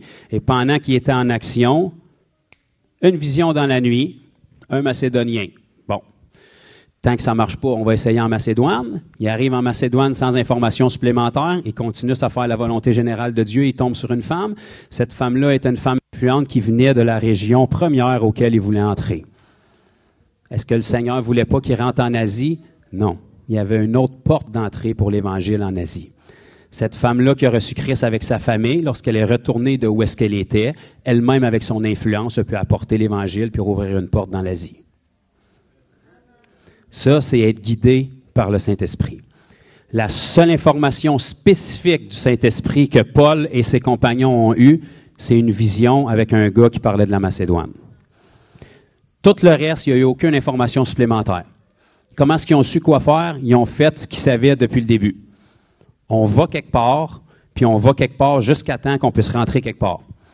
Puis quand on rentre quelque part, jusqu'à temps qu'on a une information spécifique qu'on ne sait pas, on fait ce qu'on sait déjà. Puis en faisant ce qu'on sait déjà, même si toi, tu as l'impression d'avoir juste fait ton travail de manière large, tu as été guidé par le Saint-Esprit vers une personne spécifique qui est capable de t'ouvrir les portes par la suite. OK. Donc, la meilleure façon, ça ne fait que 11 ans cette année que je suis à Christ, mais c'est quand même 11 ans. Et je peux vous dire que c'est en obéissant à la volonté générale de Dieu pour ma vie que toutes les choses spécifiques dans ma vie ont été révélées, puis se sont déployées et continuent de le faire. C'est pas juste l'évangélisation, la volonté générale de Dieu. Le Seigneur nous appelle à être consacrés. Le Seigneur nous appelle à prier, à jeûner. Voyez-vous, il n'y a pas eu d'amène là-dessus. Donc ça fait partie aussi. Ça fait partie des piliers de fondation que je vais vous apporter dans les prochaines semaines aussi. Fait que ceux qui veulent s'absenter, ça va être le temps. On va parler du jeûne. Fait qu'on va tout de suite pouvoir vous repérer. Donc, prier, jeûner, avoir une vie de consécration, avoir une vie d'intimité avec le Seigneur, être généreux de tout ce qu'on a, être un ambassadeur et témoigner de notre foi partout, c'est toutes des choses qui font partie de la volonté générale de Dieu. Et c'est non seulement en faisant ces choses-là, mais en étant stable et en persistant dans ces choses-là que le Seigneur va pouvoir déployer sa volonté spécifique sur votre vie. C'est en remplissant mon mandat d'ambassadeur de Christ que j'ai appris à développer une vie de prière. Parce que quand tu es confronté aux besoins, puis tu dois affronter les gens qui ne connaissent pas Christ avec leur opposition, essaye-les pour le fun, puis je vais te dire que tu vas être plus poussé à chercher le Seigneur. C'est en remplissant mon mandat d'ambassadeur de Christ, puis en faisant face à l'opposition qu'il y a en dehors des murs ici, que ça m'a poussé à creuser dans ma parole. Parce que quand le diable parle à travers des gens que tu rencontres qui ont des choses qui sont tordues de la parole, il faut que tu sois capable de te défendre et que tu la connaisses, ta parole. C'est en faisant mon mandat d'ambassadeur de Christ général que j'ai appris et que j'ai découvert aussi l'appel plus spécifique qu'il y avait au niveau évangéliste sur ma vie.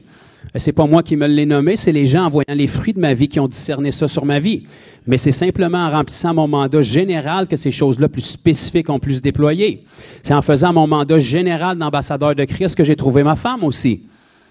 Parce que ma femme, c'était une athée suicidaire avant qu'elle travaille avec moi puis que le Seigneur me permette de lui partager l'Évangile, qu'elle soit sauvée, transformée puis qu'elle commence à détruire les œuvres du diable.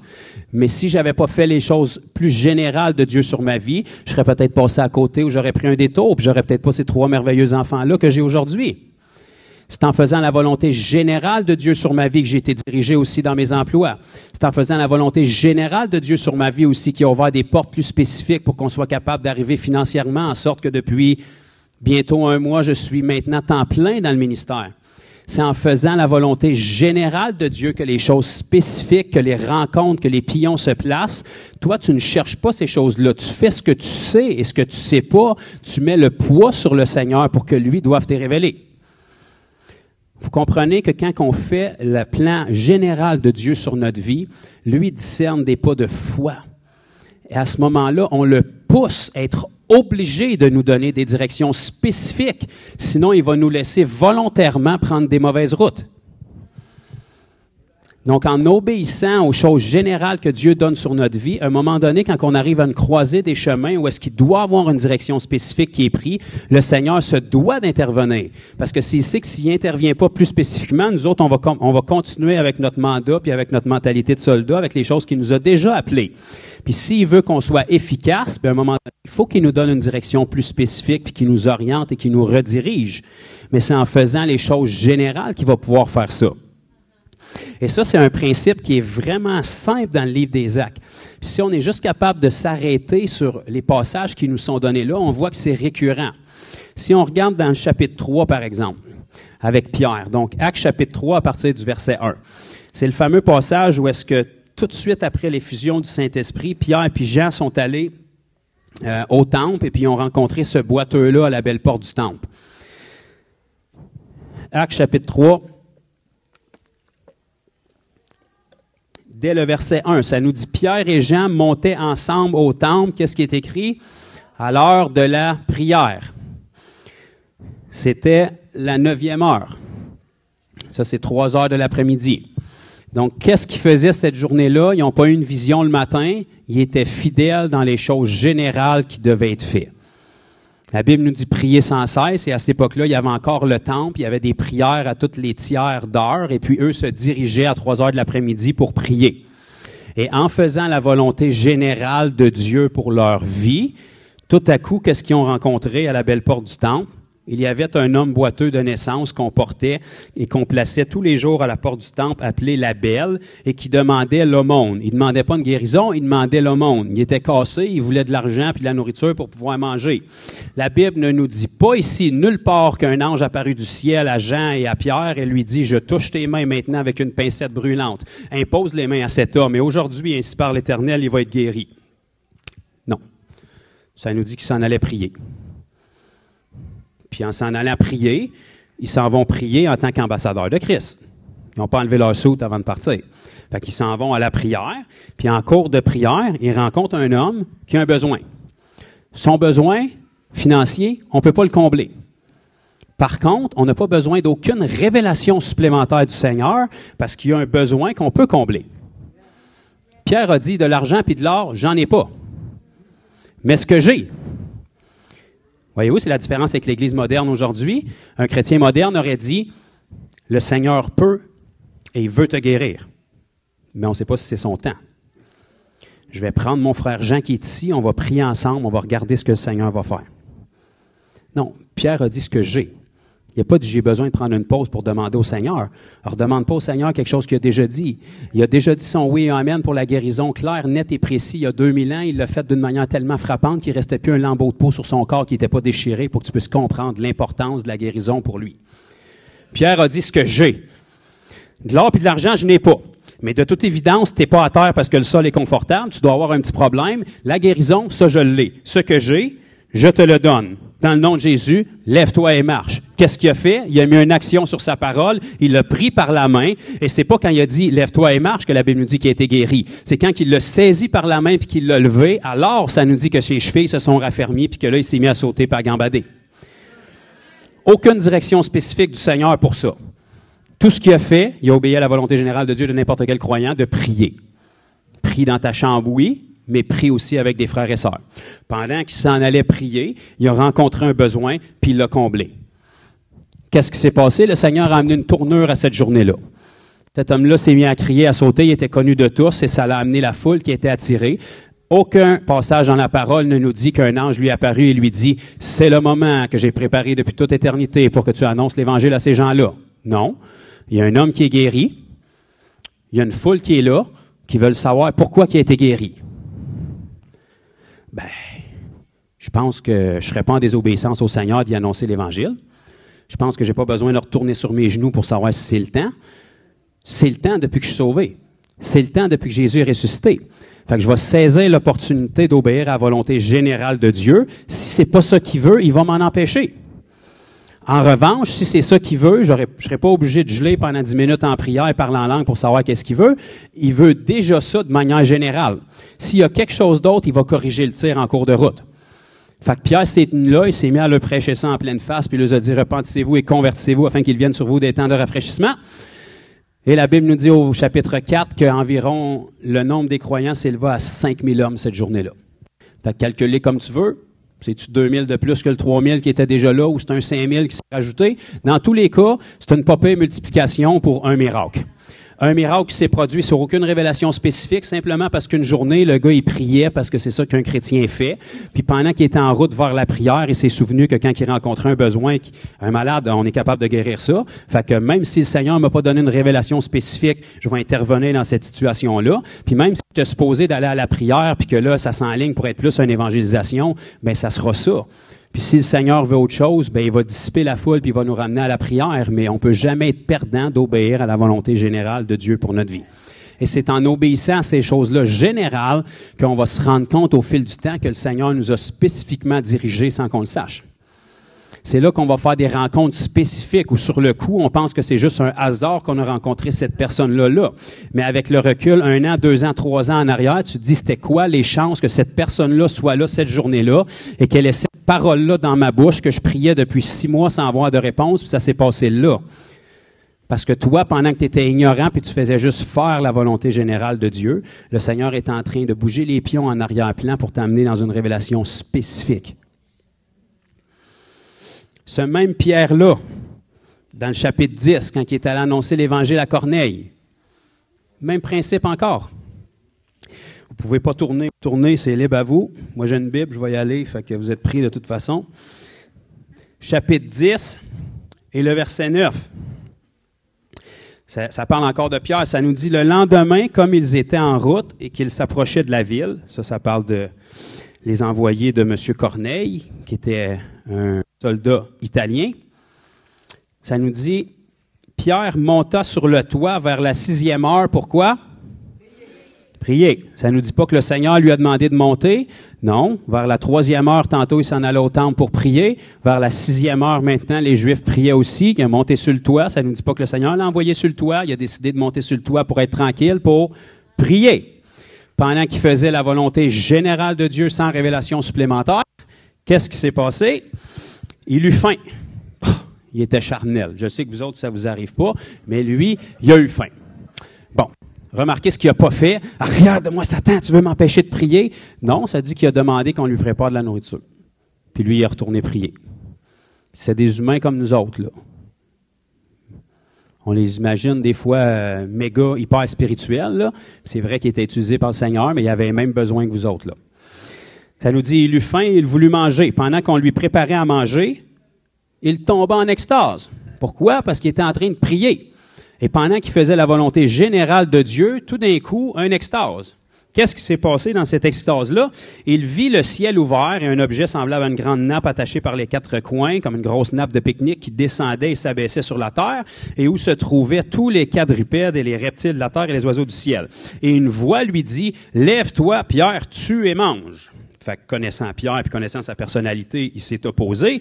Mais Pierre dit, « Non, Seigneur, car je n'ai jamais rien mangé de souillé ni d'impur. » Et pour la seconde fois, la voix se fit entendre, ce que Dieu a déclaré pur, ne le regarde pas comme souillé. Cela arriva jusqu'à 3 fois, et aussitôt après, l'objet fut retiré dans le ciel. C'est ça l'extase qu'il y a eu. Pas de plus d'informations supplémentaires que ça, là. Le gars, il était juste en train de prier. Pas de prière extraordinaire, à la 6e heure comme il faisait tout le temps. À un moment donné, dans sa prière, il a eu faim. Il s'est dit, préparez-moi à manger, pendant que mon lunch est prêt, je vais continuer à prier. Pendant qu'il continuait à prier, il y a cette vision-là. C'est bien extraordinaire, mais après, qu'est-ce que ça change dans sa vie? Parce que là, il a vu une nappe avec des animaux, puis il s'est ostiné avec le Seigneur qui ne mangeait pas ça. C'est juste ça qui est arrivé, là.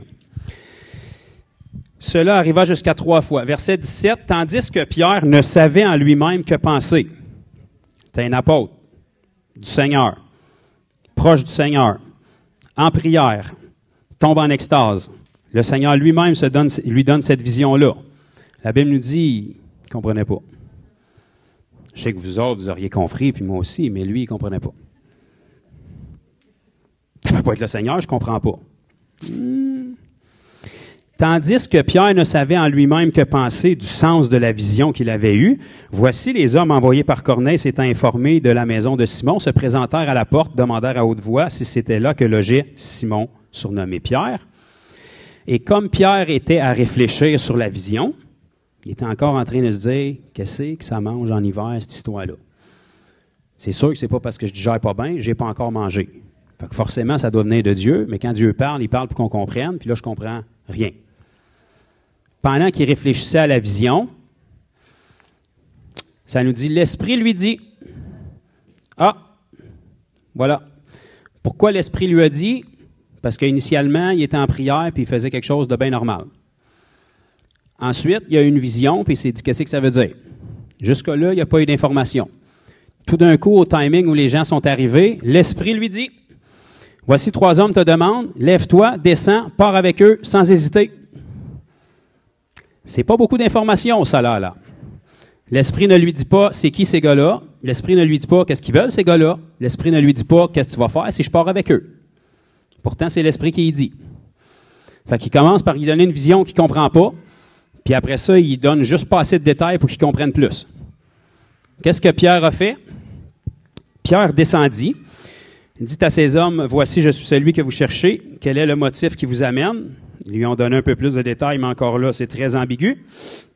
Donc, verset 23, il les fit entrer, il les logea pour la nuit. Le lendemain, il se leva et partit avec eux. Donc, qu'est-ce qu'il a fait? En faisant la volonté générale de Dieu, il y a eu quelques petites clés spécifiques. Très peu. Qu'est-ce qu'il a fait avec les clés qu'il y avait? Il a obéi à ce qu'il y avait. Seigneur, je pars pas tant que je sais pas c'est qui. Non. Seigneur, je pars pas tant que je sais pas ce qu'ils veulent. Non. Seigneur, je pars pas tant que je sais pas quoi faire. Non. Il te montrera pas quoi faire. Parce que s'il te le montrait, tu y irais pas. Il veut juste que tu y ailles. À mesure que tu fais ce pas-là, alors, seulement alors, le Seigneur peut te donner un petit peu plus. Pourquoi? Parce que toute connexion et parole et révélation du Saint-Esprit se fait toujours et toujours seulement selon l'analogie de notre foi. Donc, il faut toujours que le Seigneur laisse une portion de foi dans la révélation pour qu'il puisse vous en donner plus. Le Seigneur, il connaît le début de la fin. Il pourrait vous déballer ça spécifiquement d'un coup. Il ne fera jamais ça parce qu'il vous donne petit bout par petit bout, parce que ça ne donne rien qu'il vous donne toute la spécificité, sachant que vous obéirez pas.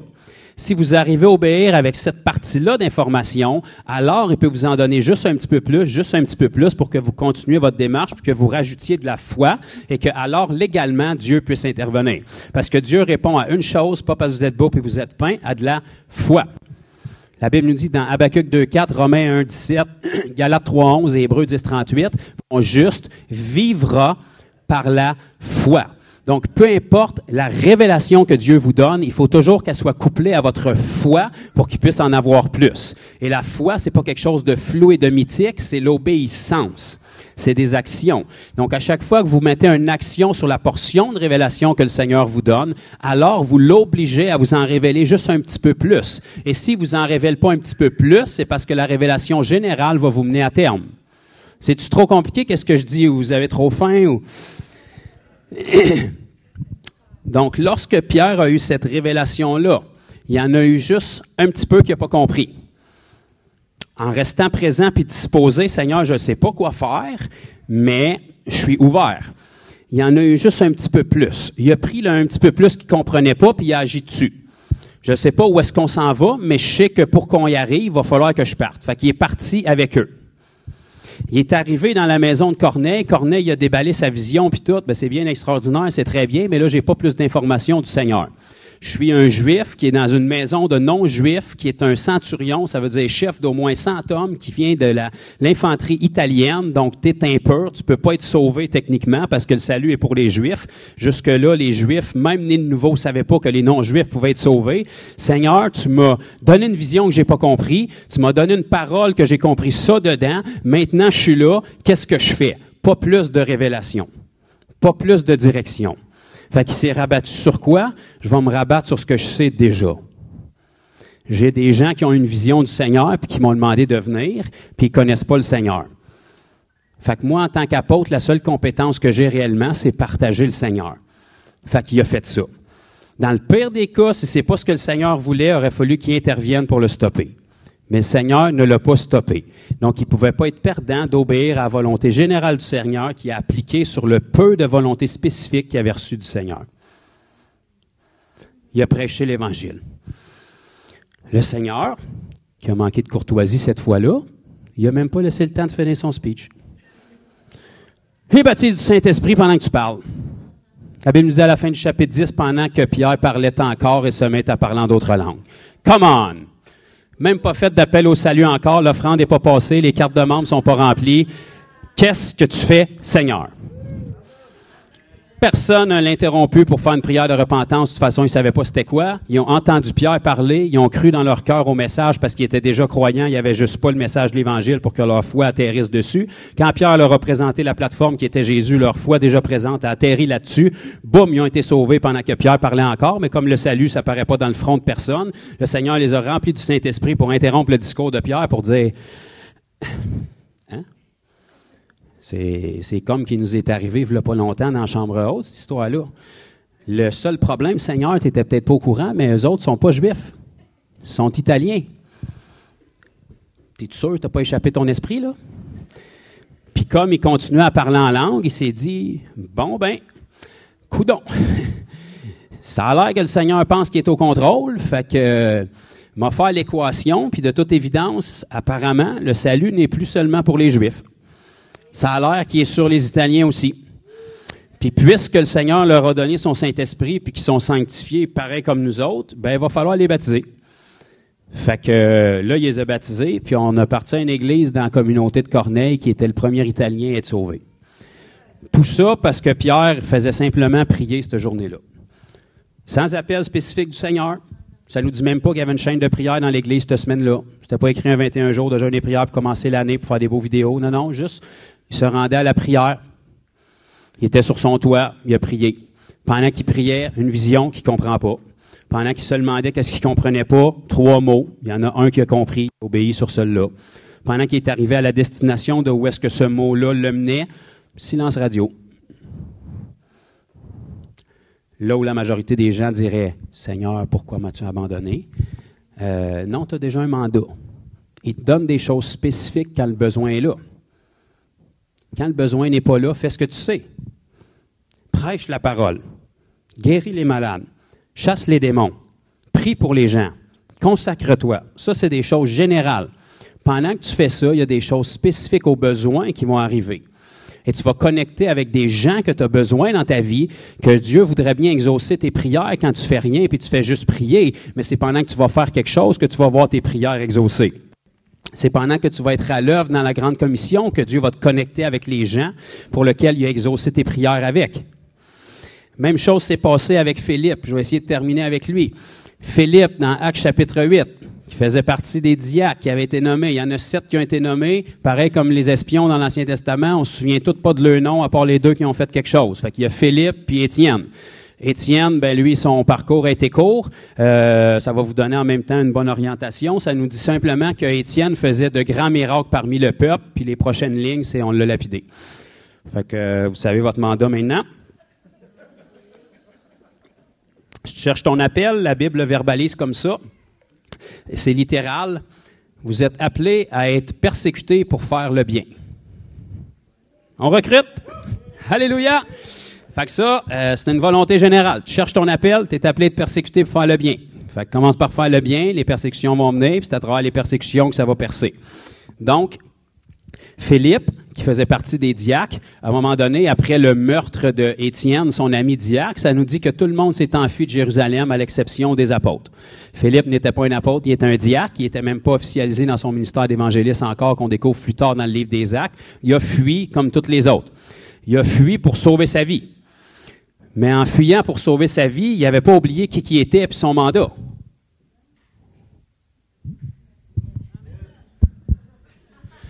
Fait qu'en fuyant, il s'est ramassé en Samarie.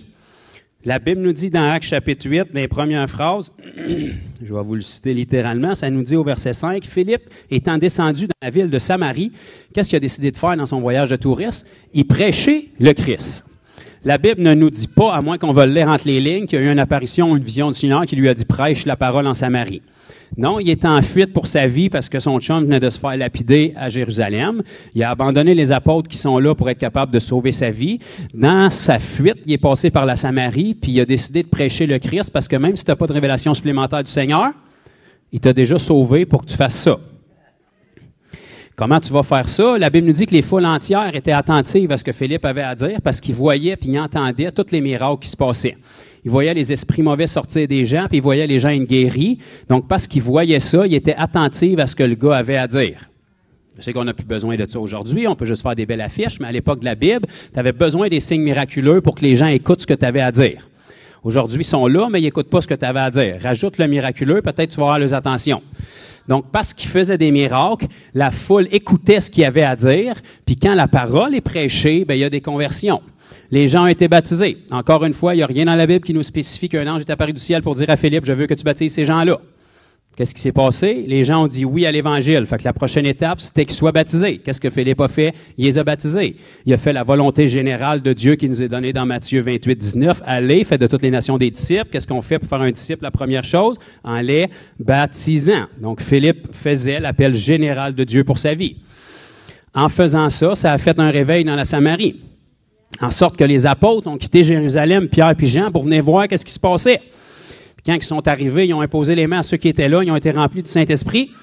Et puis on peut voir la prochaine étape dans le parcours de Philippe à partir du verset 26. Qu'est-ce qui s'est passé pendant que Philippe, jusque-là, faisait tout ça sans révélation spécifique du Seigneur, simplement en obéissance au mandat?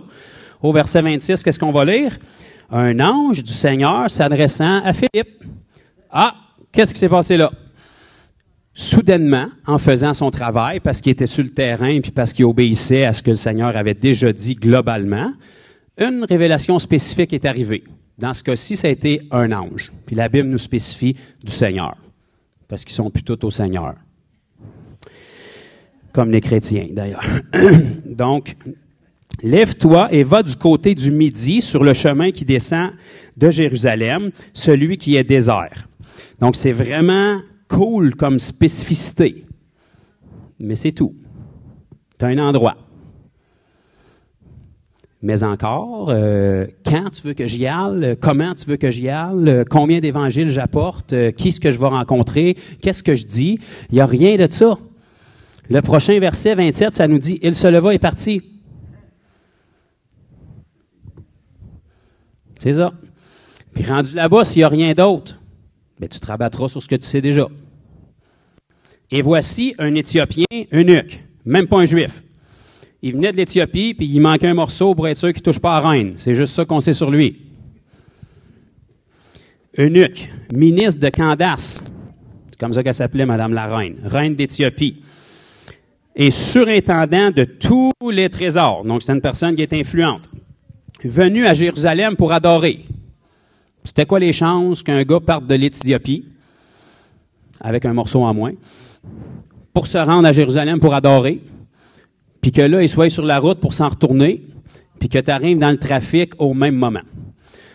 Ben, c'est arrangé avec l'histoire que le Seigneur connaît tout, puis il a transmis l'information à un ange qui l'a transmis à Philippe, mais pour que Philippe puisse avoir l'information de l'ange, il fallait qu'il soit placé en Samarie, puis il était en Samarie sans information d'un ange. OK. Verset 28, il s'en retournait assis sur son char en lisant le prophète Isaïe. C'était quoi les chances qu'un Éthiopien, eunuque, ministre de Candace, soit à Jérusalem pour adorer, puis qu'en retournant dans son char, il soit en train de lire un livre de la Bible, puis qu'en plus, parmi tous les livres qu'il aurait pu lire, il est en train de lire celui du prophète qui a probablement parlé le plus du Messie. Je ne sais pas c'était quoi les chances, mais je vous dis de même, d'après moi, c'est pas un hasard. L'Esprit dit à Philippe, « Ah! Voyez-vous, là, il y a une information supplémentaire qui est arrivée. Avance et approche-toi du char. » C'est ça. Tu espérais un verset biblique ou quelque chose de plus inspirant. Non. Avance-toi de ce char-là. Parfait.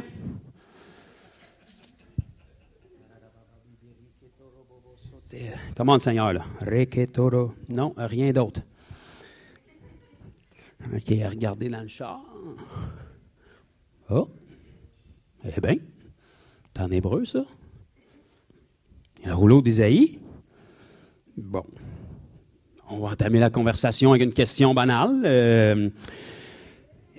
Ça nous dit, Philippe a couru et entendit l'Éthiopien qui lisait le prophète Isaïe. Il lui dit, « Comprends-tu ce que tu lis? » Salut, en passant, moi c'est Philippe.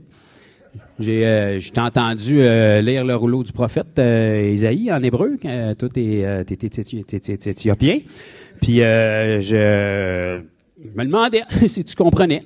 Tu sais, ça se demande comme ça, une question, tu sais. Puis il répondit, « Comment le pourrais-je si quelqu'un ne me guide? » Fait que là, sans avoir une révélation du Seigneur, mettons que tu n'es pas déficient intellectuel puis que tu as une limite de discernement, c'est pas mal l'opportunité, là. C'est pas mal une belle chance, là. Sans apparition d'ange supplémentaire ni d'appel de ton pasteur, c'est là. C'est là que tu devrais te rabattre sur ton mandat général puis dire, je t'appelais à réconcilier l'homme avec Dieu, puis même si lui, il manque un bout, c'est encore un homme, puis il faut qu'il soit réconcilié avec Dieu, fait que c'est là. Fait que ça nous dit, il l'invita en plus à monter et s'asseoir avec lui. Mais là, ça commence à être accueillant, là. Ça commence à être ce qu'on appelle, dans le jargon spirituel, des portes qui se rouvrent. Et jusque-là, pour que ces portes-là se rouvrent, puis que toute cette quantité de hasard-là puisse arriver, il a fallu qu'un homme fasse quelque chose de général, sans direction spécifique, pour se retrouver dans une ville où est-ce qu'il était proche et propice à être utilisé par le Seigneur pour aller toucher un homme qui avait à peu près aucune chance d'être là cette journée-là. Et puis au moment où il est arrivé là, il y a eu juste assez d'informations pour savoir c'était où le char, mais rien de plus. Après ça, il est retombé sur ses capacités puis son discernement à lui, puis il a fait juste ce qu'il savait. Ça nous dit, il invita Philippe à monter s'asseoir avec lui, verset 32. Le passage de l'Écriture qu'il lisait était celui-ci. Encore une fois, dans tout le rouleau du prophète Isaïe, qui est exactement ce qu'on a dans nos Bibles aujourd'hui, qui est en page, mais là, c'est un rouleau. Fait qu'imaginez-vous que c'est un pas pire rouleau. Ça nous dit qu'il est en train de lire ce passage-là. Il a été mené comme une brebis à la boucherie et comme un agneau muet devant celui qui le tond.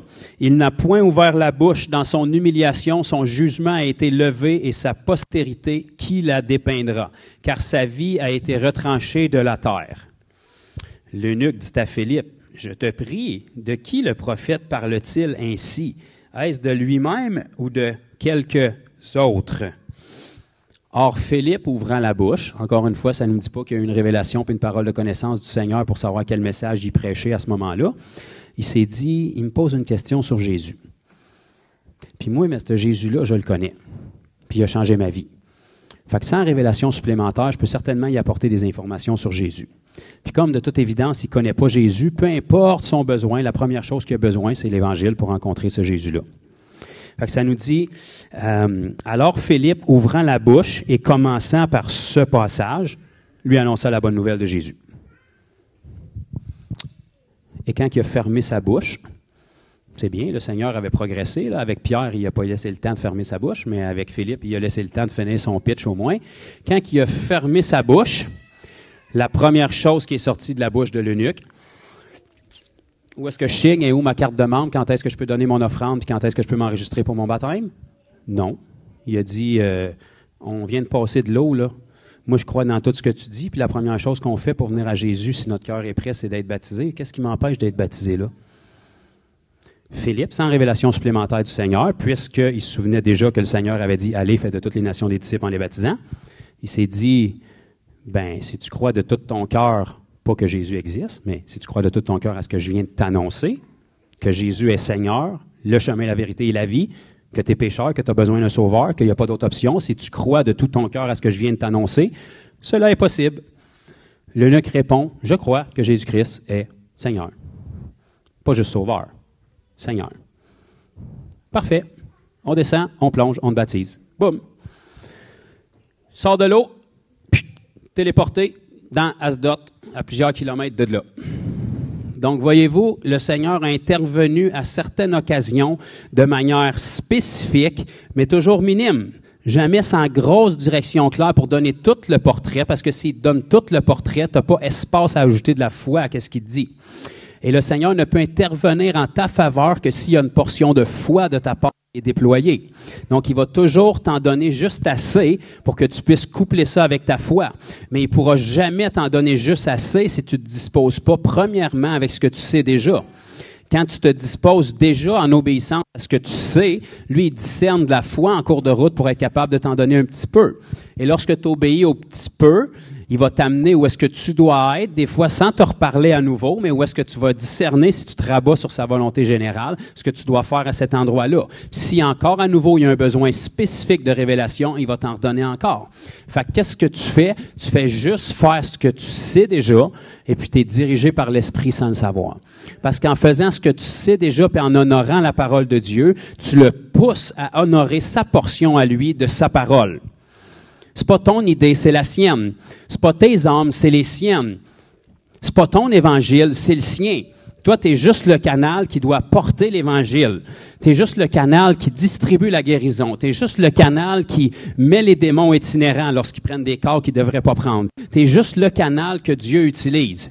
Donc, si tu fais ce qu'il t'a demandé de faire, en cours de route, il va être obligé d'intervenir plus spécifiquement et alors tu vas commencer à être dirigé par le Saint-Esprit. Mais initialement, tu as été dirigé par la parole puis ton obéissance. C'est juste ça que tu savais. Mais avec le recul, tu te rends compte que c'était pleinement le Saint-Esprit qui te dirigeait. Combien de fois je suis sorti pour aller partager l'Évangile à des gens où est-ce que j'ai rien entendu puis rien ressenti? Puis en fait, ça me tentait même pas.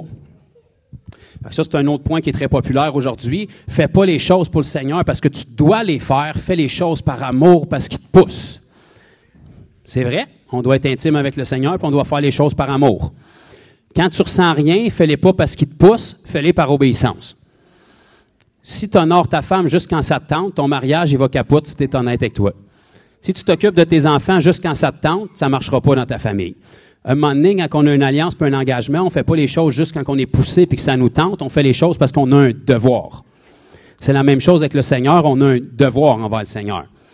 Fait que le but, c'est oui d'être intime avec le Seigneur pour qu'on soit porté vers les besoins des gens puis vers notre obéissance. Mais à un moment donné, quand tu le sens pas puis ça te tente pas, botte-toi le derrière puis fais-les parce que tu as un devoir puis un engagement envers le Seigneur.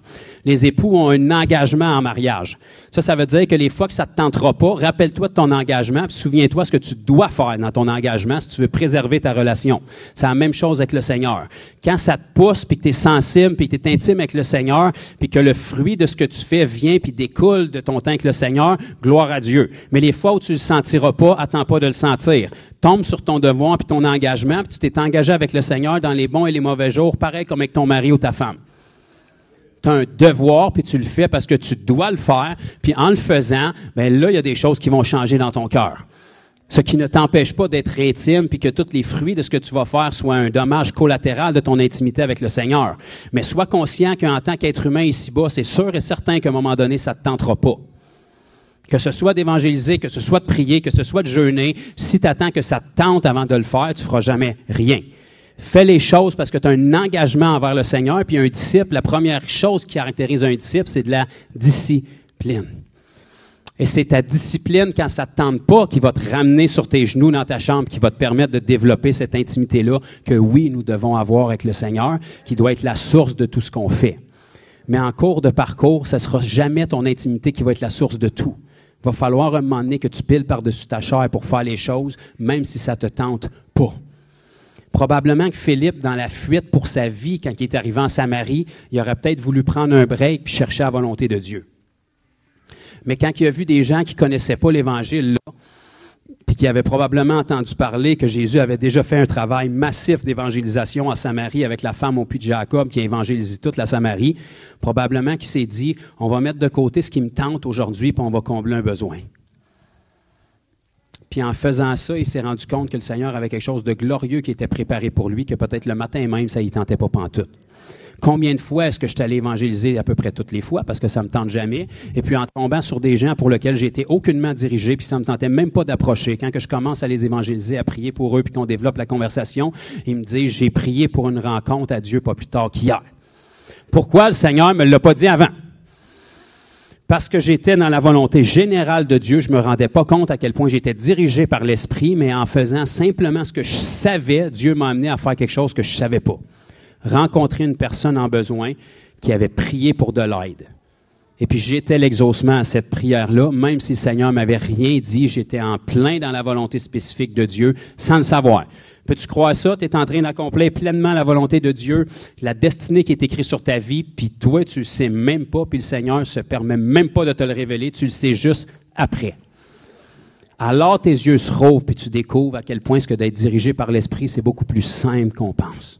Ça commence par la connaissance de sa volonté générale, puis l'obéissance dans les petites choses. Qui te dit que quand tu vois un frère qui est en besoin, ou même quelqu'un que tu connais pas qui est en besoin, puis il peut avoir besoin juste de 10 piastres ou d'une canne de bine pour ses enfants. T'as pas besoin qu'un ange t'apparaisse du ciel. Si tu l'as, donne-y. Tu y donnes, qui te dit qu'il va peut-être te répondre, j'étais sur le point de tout abandonner, puis j'ai fait une prière à Dieu, c'est ta dernière chance d'intervenir. Puis toi, tu as juste l'impression d'avoir payé une canne de bouffe à quelqu'un. Mais tu étais tellement dirigé par l'Esprit, puis tu t'en es pas rendu compte. Pourquoi? Parce qu'en faisant ce que tu sais de ce que Dieu veut de toi, il va te diriger dans des occasions puis des moments spécifiques, même si tu sens rien puis tu n'entends rien. Mais en cours de trajet, si tu es assidu à faire ce qu'il veut de toi, tu vas découvrir que tes pas étaient dirigés spécifiquement. Et il va te donner des révélations supplémentaires plus spécifiques en cours de route. Et plus tu vas le voir, plus tu vas avoir des témoignages et plus tu vas apprendre à discerner ce que c'est d'être guidé par le Saint-Esprit. Et si le Seigneur sait qu'il y a quelqu'un qui est disponible, tu vas accroître grandement tes chances qui te donnent de plus en plus de révélations spécifiques. Ça ne donne rien que le Seigneur les donne à quelqu'un qui sait qu'il n'ira pas les accomplir. Mais si tu as déjà une réputation au ciel de quelqu'un qui obéit, même si tu as juste ça d'information, qui tu penses qu'ils vont choisir pour donner leur mandat? Toi. C'est pour ça que le Seigneur nous parle d'être des vases d'honneur. On est tous des vases, mais on peut être des vases d'honneur. Des vases qui sont disposés pour des mandats, pour des occasions spécifiques. Qui devient un vase d'honneur? Quelqu'un qui est disponible à la tâche. Le Seigneur utilise souvent pas les plus compétents, il utilise les plus disponibles. Puis comme dans l'Église moderne, il y en a à peu près pas qui sont disponibles, ça vous qualifie vraiment, vraiment facilement. Puis moi aussi. On tombe dans l'équipe d'élite vraiment, vraiment facilement. Juste parce qu'on a dit oui. Juste parce qu'on est assez naïf puis insouciant d'aller aveuglément avec ça de révélation du Seigneur. En croyant qu'en cours de route, si on y va par obéissance, il y a deux options. Ou on se pète la face carrément en voulant obéir au Seigneur, ou il est obligé d'intervenir parce qu'on le représente. Il faut qu'il se sauve sa face à lui, puis la façon qu'il va se sauver la face, c'est à travers nous. Combien de fois dans l'Ancien Testament est-ce qu'il a dit « J'interviens même pas à cause de vous autres, peuple au cou raide. Je vais intervenir pour sauver puis préserver mon nom. » On est dans une nation où on se positionne comme ça. Le Québec fait tellement pitié que même si on n'était pas bon, il faut que le Seigneur intervienne pour sauver son nom. Il faut qu'il fasse avec la poignée qui est entre les mains. Il faut qu'il fasse avec nous autres parce qu'il n'y en a pas d'autres. Puis s'il n'intervient pas, il n'y a pas un gros pourcentage avec lequel il peut sauver son nom. Ça nous condamne à être sélectionnés par le Seigneur pour des choses extraordinaires parce qu'on est tout ce qu'il y a. Wow!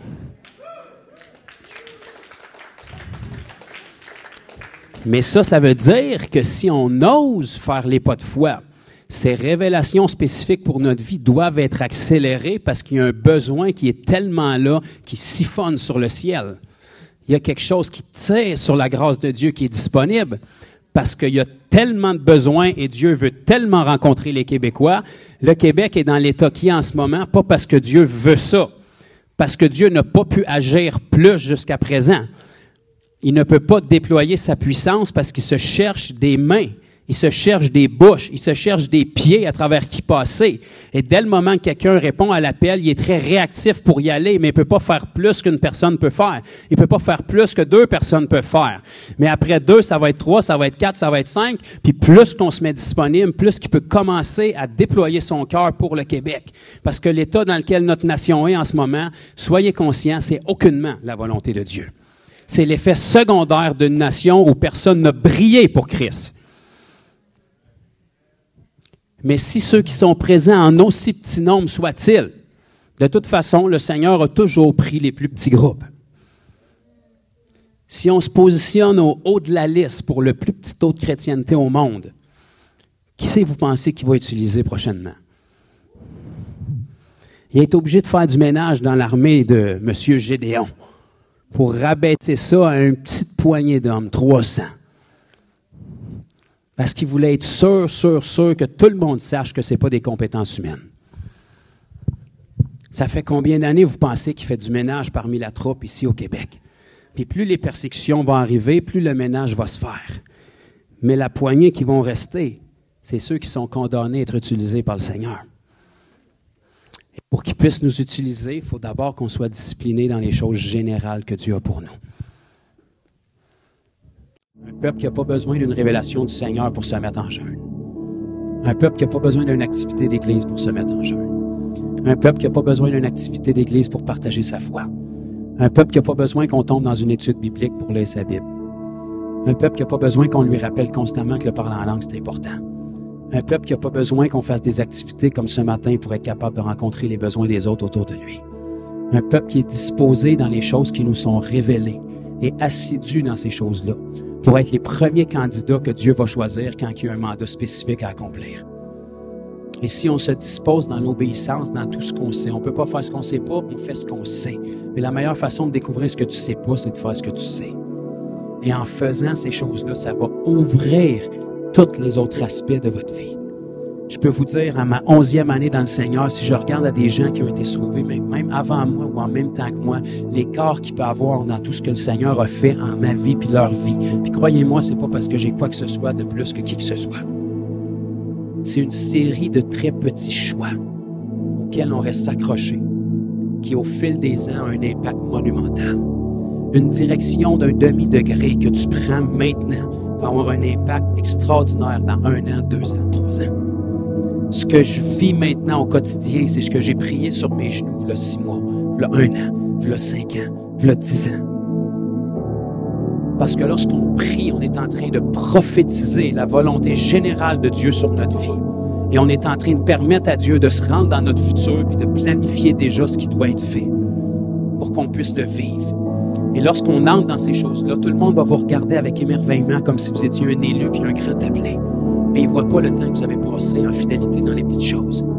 Il ne voit pas le temps que vous n'étiez pas connu. Il ne voit pas le temps que vous n'étiez peut-être pas apprécié. Il ne voit pas le temps que vous avez investi du temps, même pas parce que ça vous tentait, mais parce que c'est un devoir de le faire. Où vous vous êtes discipliné de prier, d'être persévérant. Et puis à un moment donné, quand les percées émergent, on se demande qu'est-ce qui s'est passé. C'est parce qu'il y a eu une fidélité dans les petites choses. Et si vous prenez juste des bonnes décisions en accord avec la parole, aussi petites soient-elles, pas besoin d'en prendre beaucoup, quelques décisions auxquelles vous restez accrochés qui sont en accord avec la nature de Dieu, sur un processus de 6 mois, 1 an, 2 ans, vous allez voir que si vous regardez à d'autres vies, vous êtes à des années-lumière de où est-ce que les autres sont avec le même Jésus que vous, pour simplement quelques décisions de qualité auxquelles vous restez accrochés. Et les premières personnes que Dieu va sélectionner pour vous diriger dans des mandats extraordinaires, ça va être vous. Parce qu'il sait que vous allez être assez fou pour obéir, même s'il vous donne ça d'informations. Juste le fait que Dieu vous parle, même si c'est une lettre de l'alphabet, vous êtes prêt à obéir dessus. Il cherche des gens comme ça. Quand Pierre a marché sur l'eau, il n'a pas eu besoin d'un speech sur la physique nucléaire. Ordonne que je vienne, viens-t'en, let's go.